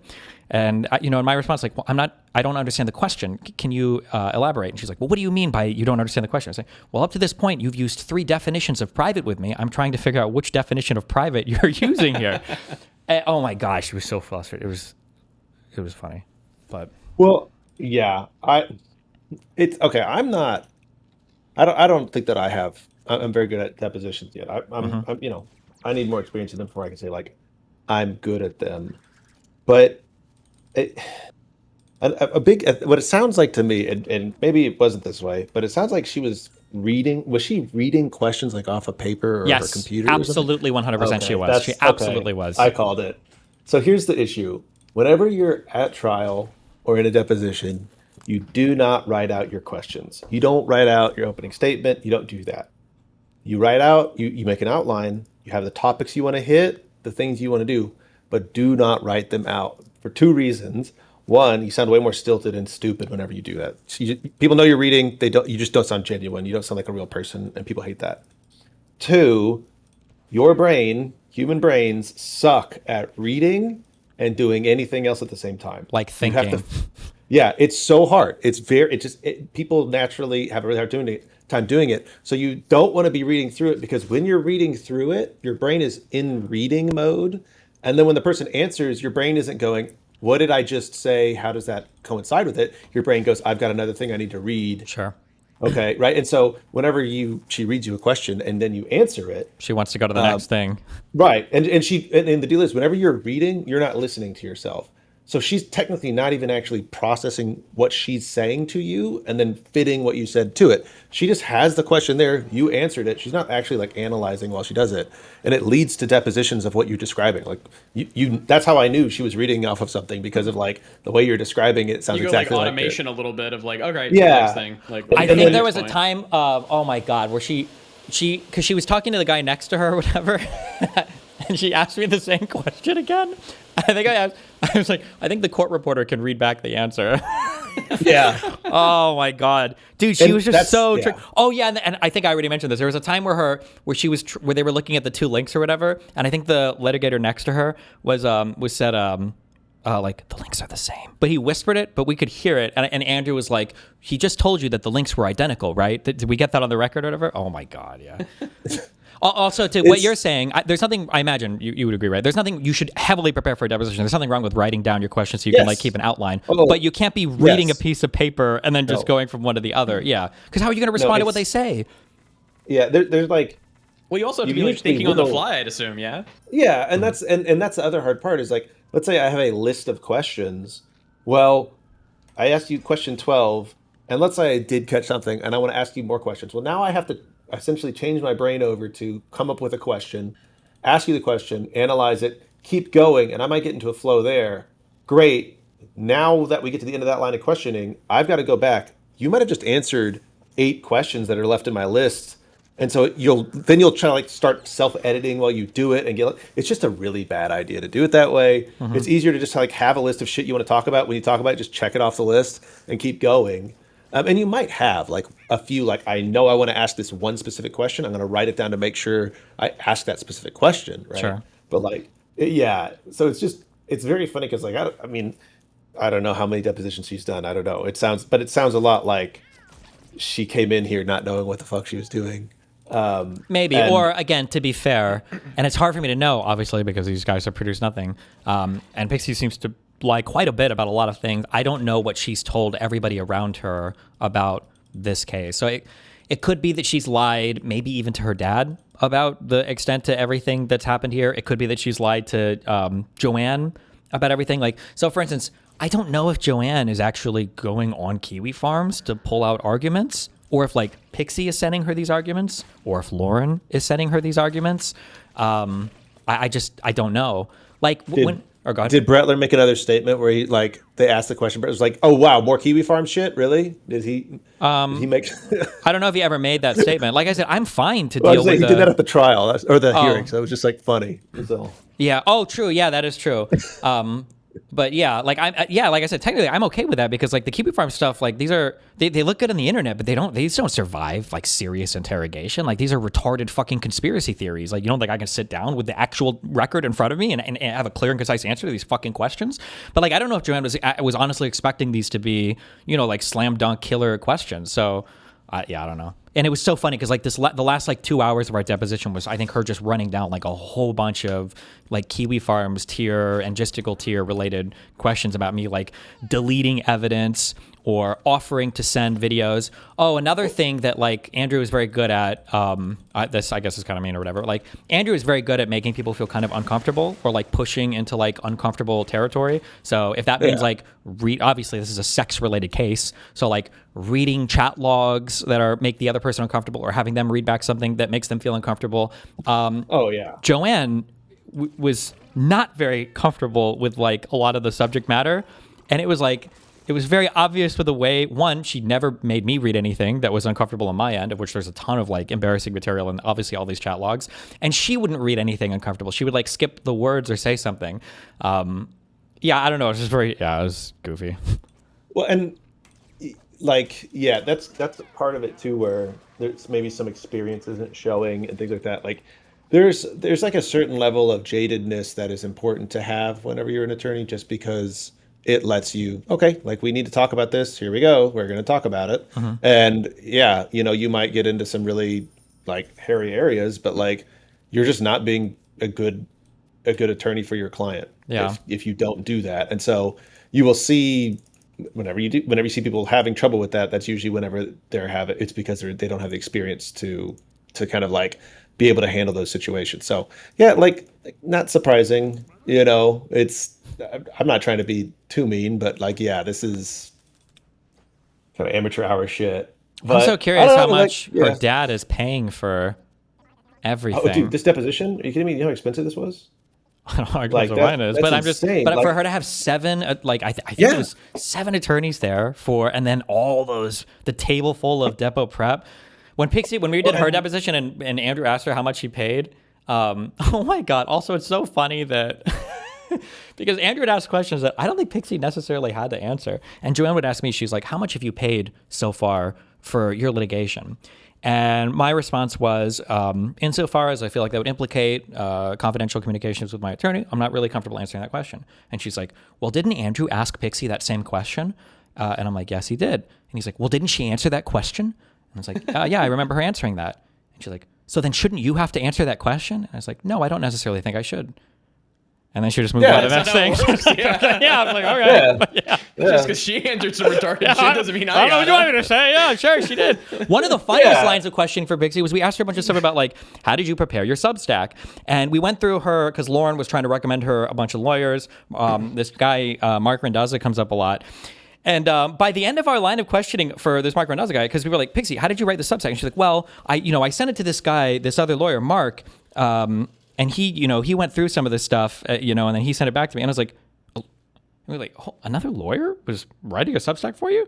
Was she like your lawyer? And then by the end of this, she's like, yeah, well, I think he sent me something to sign. It's like, why wouldn't you open with this? Dude, that was one of the times where the lawyer sitting next to her was like, oh my Face God. palmed. Because all that line of questions should have been attorney-client. If you had letters of engagement with this guy, why the fuck would you tell any of the... But the actual answer, in my mind, I know why. And the reason why is because that guy didn't help her with any of it. It was all Lauren, 100%. But Lauren probably told her a line, say, oh, just say that, like, Mark or whatever told you that he wrote this shit or whatever. But it was probably Lauren De Laguna for all of it. That's probably why. But oh my God. For the final question, be like, oh, I think I had paperwork from him or whatever. It's like, then why the fuck?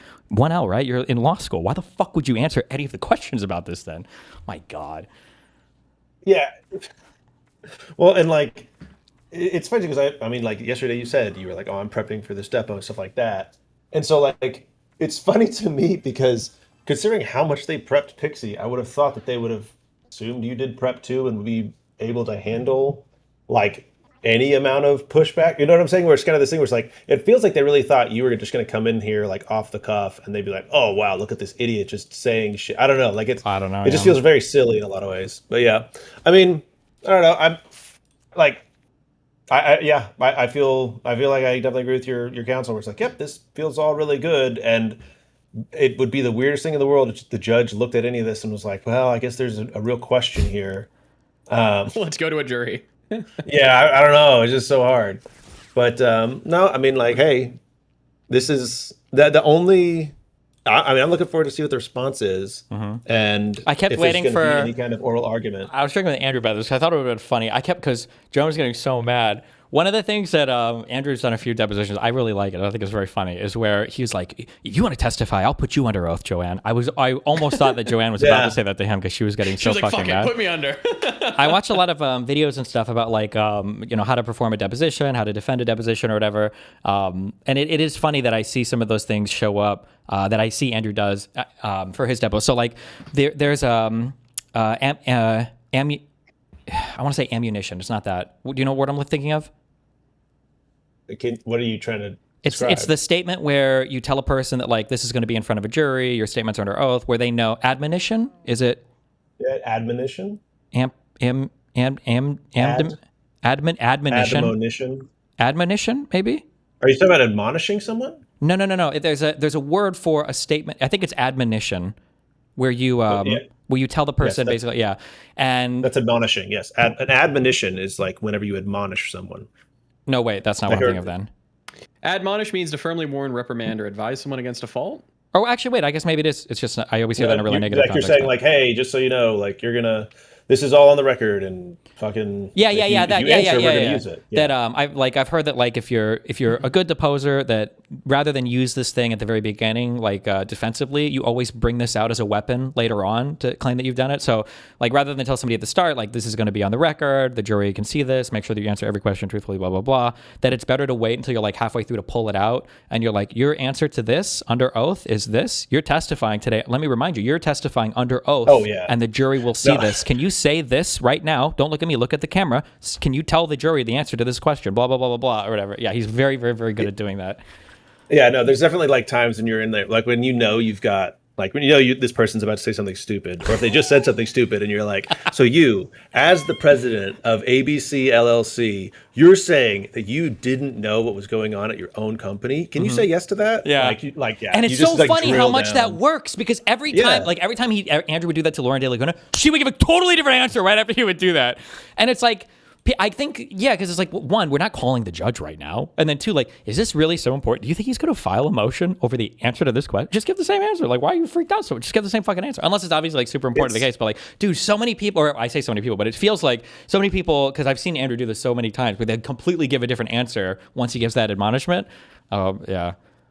Well, no, it's so like I don't know. There's like a game show. I don't even know how many episodes there were, but it was so stupid. It was like, okay, like you have a team of two, right? There's these two guys, like two contestants, and what's gonna happen is one of they're gonna go hide. One of them is gonna go hide, and the other and the contestant knows where he is, and then we're gonna bring in two detectives, and they're just gonna grill the shit out of this guy for like some amount of time to try and find the guy that's hiding, right?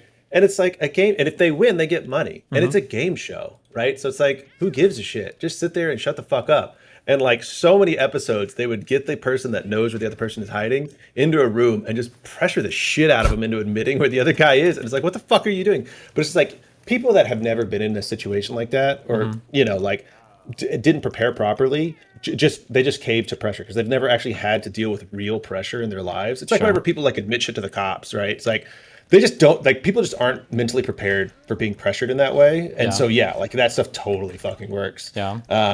And, yeah, I mean, like...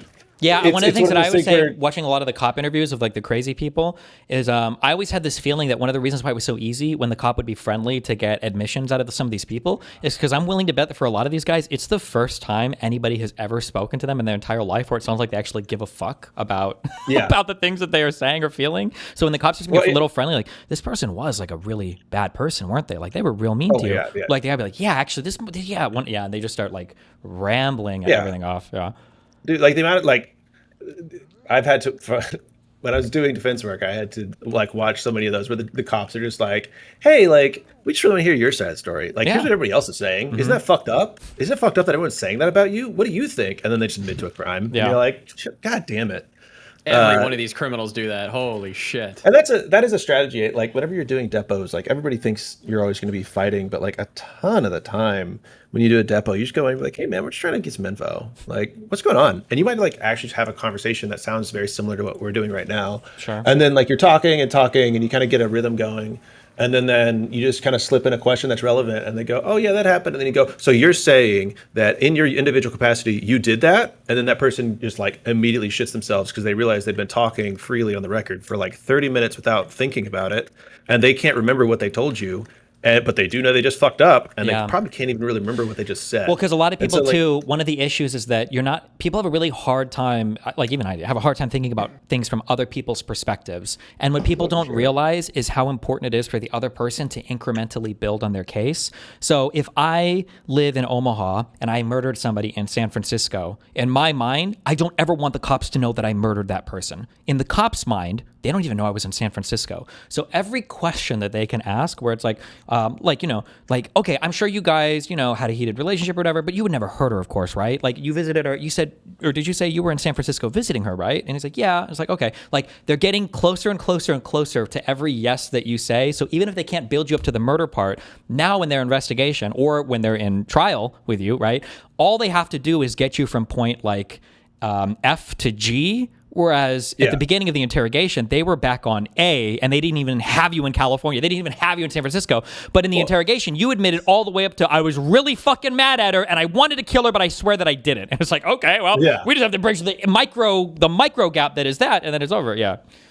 Yeah, and it's the same in civil where it's like, you're going to go to a depot and it's like, it would be great if this person just admitted fully to the liability and said, I will pay you money here. But like, usually you're going to have, patches of discovery already where you can say, okay, we can put this together. We have these little gaps. And you know what? He might not even give all the rest of it to us today, but he might give us, fill in, half of the gaps we have left. Great. And then now that we have that, we can go and get this other type of discovery because he revealed that this discovery even exists. Right. So now we might do follow-up production requests and then get more documents. So like, yeah, it's funny too, because people will think like, well, as long as, I don't admit that I, sent pictures to a minor, then I'm safe. And it's like, well, no, like, do you admit this is your laptop? And they're like, no. And they're like, whose is it? It's my roommate's. Okay. Have you ever used it before? Yeah, I've used it before to like go on and check stuff on the internet. It's like, okay, great. So you just admitted that you have access to this laptop. There's child porn on the laptop. Great. Now you're convicted. Right. Yeah. Like it's, they don't know what the other party has all the time. Yeah. Yeah. So, good job not cracking under the pressure. We were all worried. We know, you were just. So, and then also to reiterate, because I learned this in Germany when I got questioned coming back to America like 15 years ago.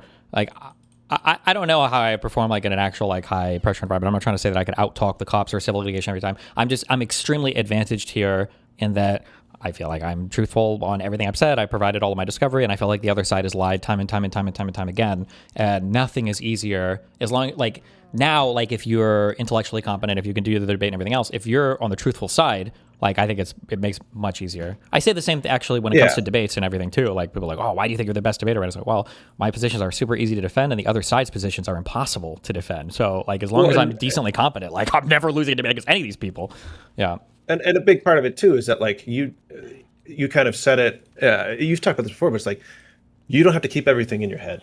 That is one of the easiest things that puts you in the best position where it's like, no, I'm not saying this. This document right here is saying it. And I just need to know that I agree with what's in here. Oh my God. Yes. I'm not going to be able to repeat it perfectly. One of the things that was so nice is that, and I didn't, obviously I haven't kept track of my language through all of the 6 years, but there were so many times that they would put an exhibit in front of me and I would read it. I was like, oh, thank God I said this. Or, oh my God, I'm so happy that I said this. Because again, like that Kiwi Farms, because there was always this thing where, and again, like online, you can play games with language or whatever, but if you're a streamer, like private and public, that means two different things to different people, right? In the streamer world, like private is like my friends know this or whatever, versus like the entire fucking internet knows this. And every streamer or YouTuber person understands the distinction here. It might seem different personally, but Kiwi Farms and Gisticle, which is, again, it's so funny because I don't know if Pixie gave them this theory or if they might just be emailing with Joanne directly.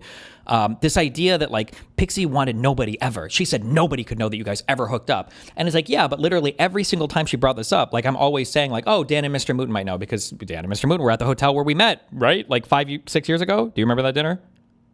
Yeah, I remember the dinner. Yeah, so, and it's like, so we were staying at a hotel room together or whatever. I said here, like Melina might know, I'm pretty sure. And all of my answers to Pixie are in response are always like, oh, like I'm pretty sure that nobody else should know this, or I'm pretty sure, I'm pretty sure that blah blah blah. It's never like 100%. Of course, I remember our agreement, Queen, that I would never tell a single fucking soul. Like that was never in any message that I ever sent ever. And so I'm always reading these back, and then I'm adding like, yeah, it seems here that she was under the impression that there weren't more than a handful of people who would have known, and blah blah blah, and and then she would have to drop that line and then go to something else. Yeah.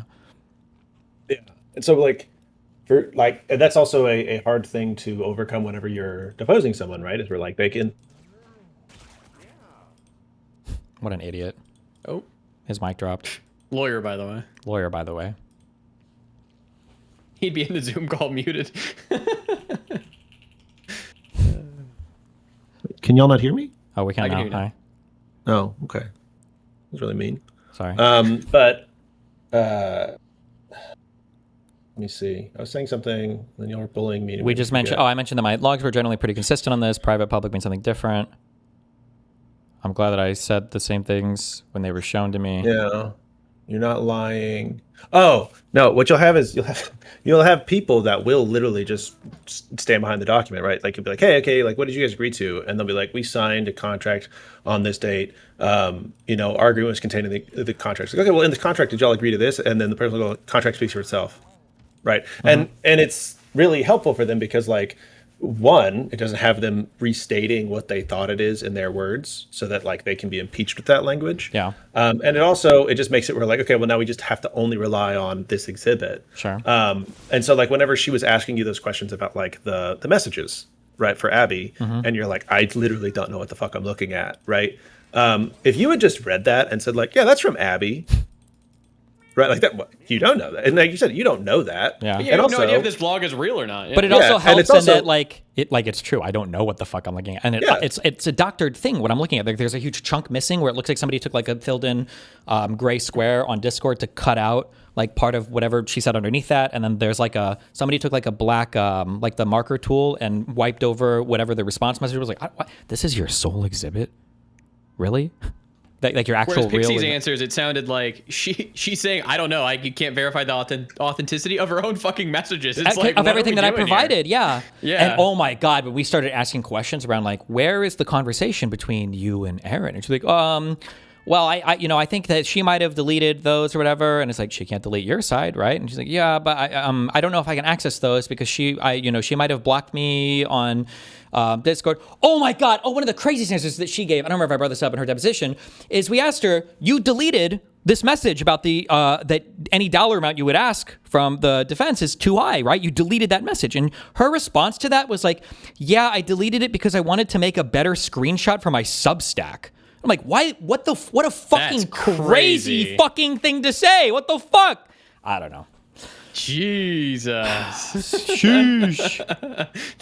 That's a lawyer in the and then Joanne, in his face moment. One of the things Joanne asked me was like, Joanne was like, you claimed that Pixie, it was like, you claimed Pixie deleted messages and the thing or whatever. And I was like, yeah. And she was like, isn't it true though that Pixie only deleted one message from your chat history? And I think my response was like, well, I can't say that. And she's like, what do you mean? And I was like, well, the nature of deleted messages is that I necessarily don't know what was deleted by virtue of it being deleted. Right. And then she just moves on to the next thing. I was like, okay, yeah, what do you want me to say? How am I supposed to know what's not there? What? She's like, great answer. Yeah. Like, oh, shit, I didn't think of that one. I was like, okay. Yeah, no, like on the record, like Jones scratches head, moves on. Like, yeah, it's like, I don't know. That's very silly. But yeah, I don't know. It's one of those things too where like imagine you were at trial and she was asking you questions about this stuff. A big part of a deposition is not just that you can use it for an MSJ. It's so that at trial, if you say something different, right, I can impeach you. Yeah, I can play the video. And it's funny because it's like a big part of that can be just making your question at the deposition so Like, you can ask a question in a deposition and then needle that person a lot into giving an awkward answer that sounds bad, that maybe is impeachable. Like, like there's ways to do that, even in areas where, like, this isn't relevant, blah, blah, blah. Because the great thing about impeachment evidence, like, if I'm going to impeach you with evidence, that evidence is much, the burden for me to get it in is much lower. The admissibility of impeachment evidence is so much lower than anything else. And so that's why, like, you might get awkward or irrelevant questions at a depo that might pop up later. But it seems like here she like literally couldn't even bring herself to do that. She just was No, because one of the things what you said is that it seems like what Andrew tries to do is if you give an answer that looks clean on the record, he's going to say the pattern is strike everything that was just said as non-responsive. My question, very simply, yes or no question, is, are you a piece of shit? And if the person is like, well, some people might say that I am. I don't think I would consider myself a piece of shit. In this one instance, I might be, blah, blah, and Andrew say, move to strike is non-responsive. I'm going to ask you one more time, very simply, are you a piece of shit? Yes or no? And usually when he does that, the other person will wear down. Eventually they'll say like, yes. And Andrew say, thank you, and then move on. And now, yeah, like you said, he can refer to that. When I asked you, very simply, are you a piece of shit? Yes or no? You said yes. Now the person on the stand has to kind of like squirm around that answer. I don't know if they're allowed. I guess maybe when on cross or direct or whatever, on direct, their own attorney can come up and like, well, can we play the earlier part of the deposition? But now you're kind of in a bad spot because you got bullied into giving that answer and you shouldn't have, Yeah, and it's, I don't know. There's like a lot of mind games and these kind of strategies. Yeah. But I'm glad that it went the way it did. And it's the throwing the papers is hilarious. Maybe. Remember, I could also be lying about everything. Like, they claimed I was lying about every single other deposition and everything else I was saying was better or worse than it actually was, in the hopes that nobody would actually read it, even though that has never been the case for anything, and it's always been worse for Pixie. But this might be the time. To be fair, every time you've ever talked to me, I've assumed everything's a lie and acted on that belief, and it's actually worked out great. So amazing. Hell yeah. Damn, maybe not. But yeah. All right. I have to get back to my real job. It was fun talking to you. You guys have We're a at good our one? job right now. Yeah. Oh, we're working right now, motherfucker. Yeah, we're on Ninja Clock. That's why you have to sell cups to survive, Moon. That's Whoa. right. Yes, sir. Oh my God. If I made a manifesto, I feel like the opening scene to it, somebody gave me this idea in chat, the fucking most Kino shit ever would be getting fucking, that Rowan guy to AI gen himself as like fucking Andrew Brettler. And then to have, it would either be Pixie or Lauren De Laguna with like a fucking mustache on to, be talking to him in an office and then to walk out of the office. And then Andrew's like sitting kind of like on the side of his table, sipping a cup of coffee. And then he like looks to his left and he's kind of like looking at his like huge board behind him. And then he sees like a advertisement for like red Solo cups. He sees like Cardi B concert, like Cardi, like the law. And it's like the fucking Kaiser whatever from Usual Suspects or whatever. Yeah. That would be the Kino opening to the deposition. Like, oh shit, it was all fucking fake bullshit. Fuck. De Laguna Beach vacation or whatever. Yeah. He sees a poster on his wall for like a trip to a farm that grows kiwis. True. Yeah. Visit New Zealand today, Kiwi farm. Yeah. Yeah. Okay. Well, y'all have a good one. Everybody have a good weekend. Have fun. Be careful. Bye.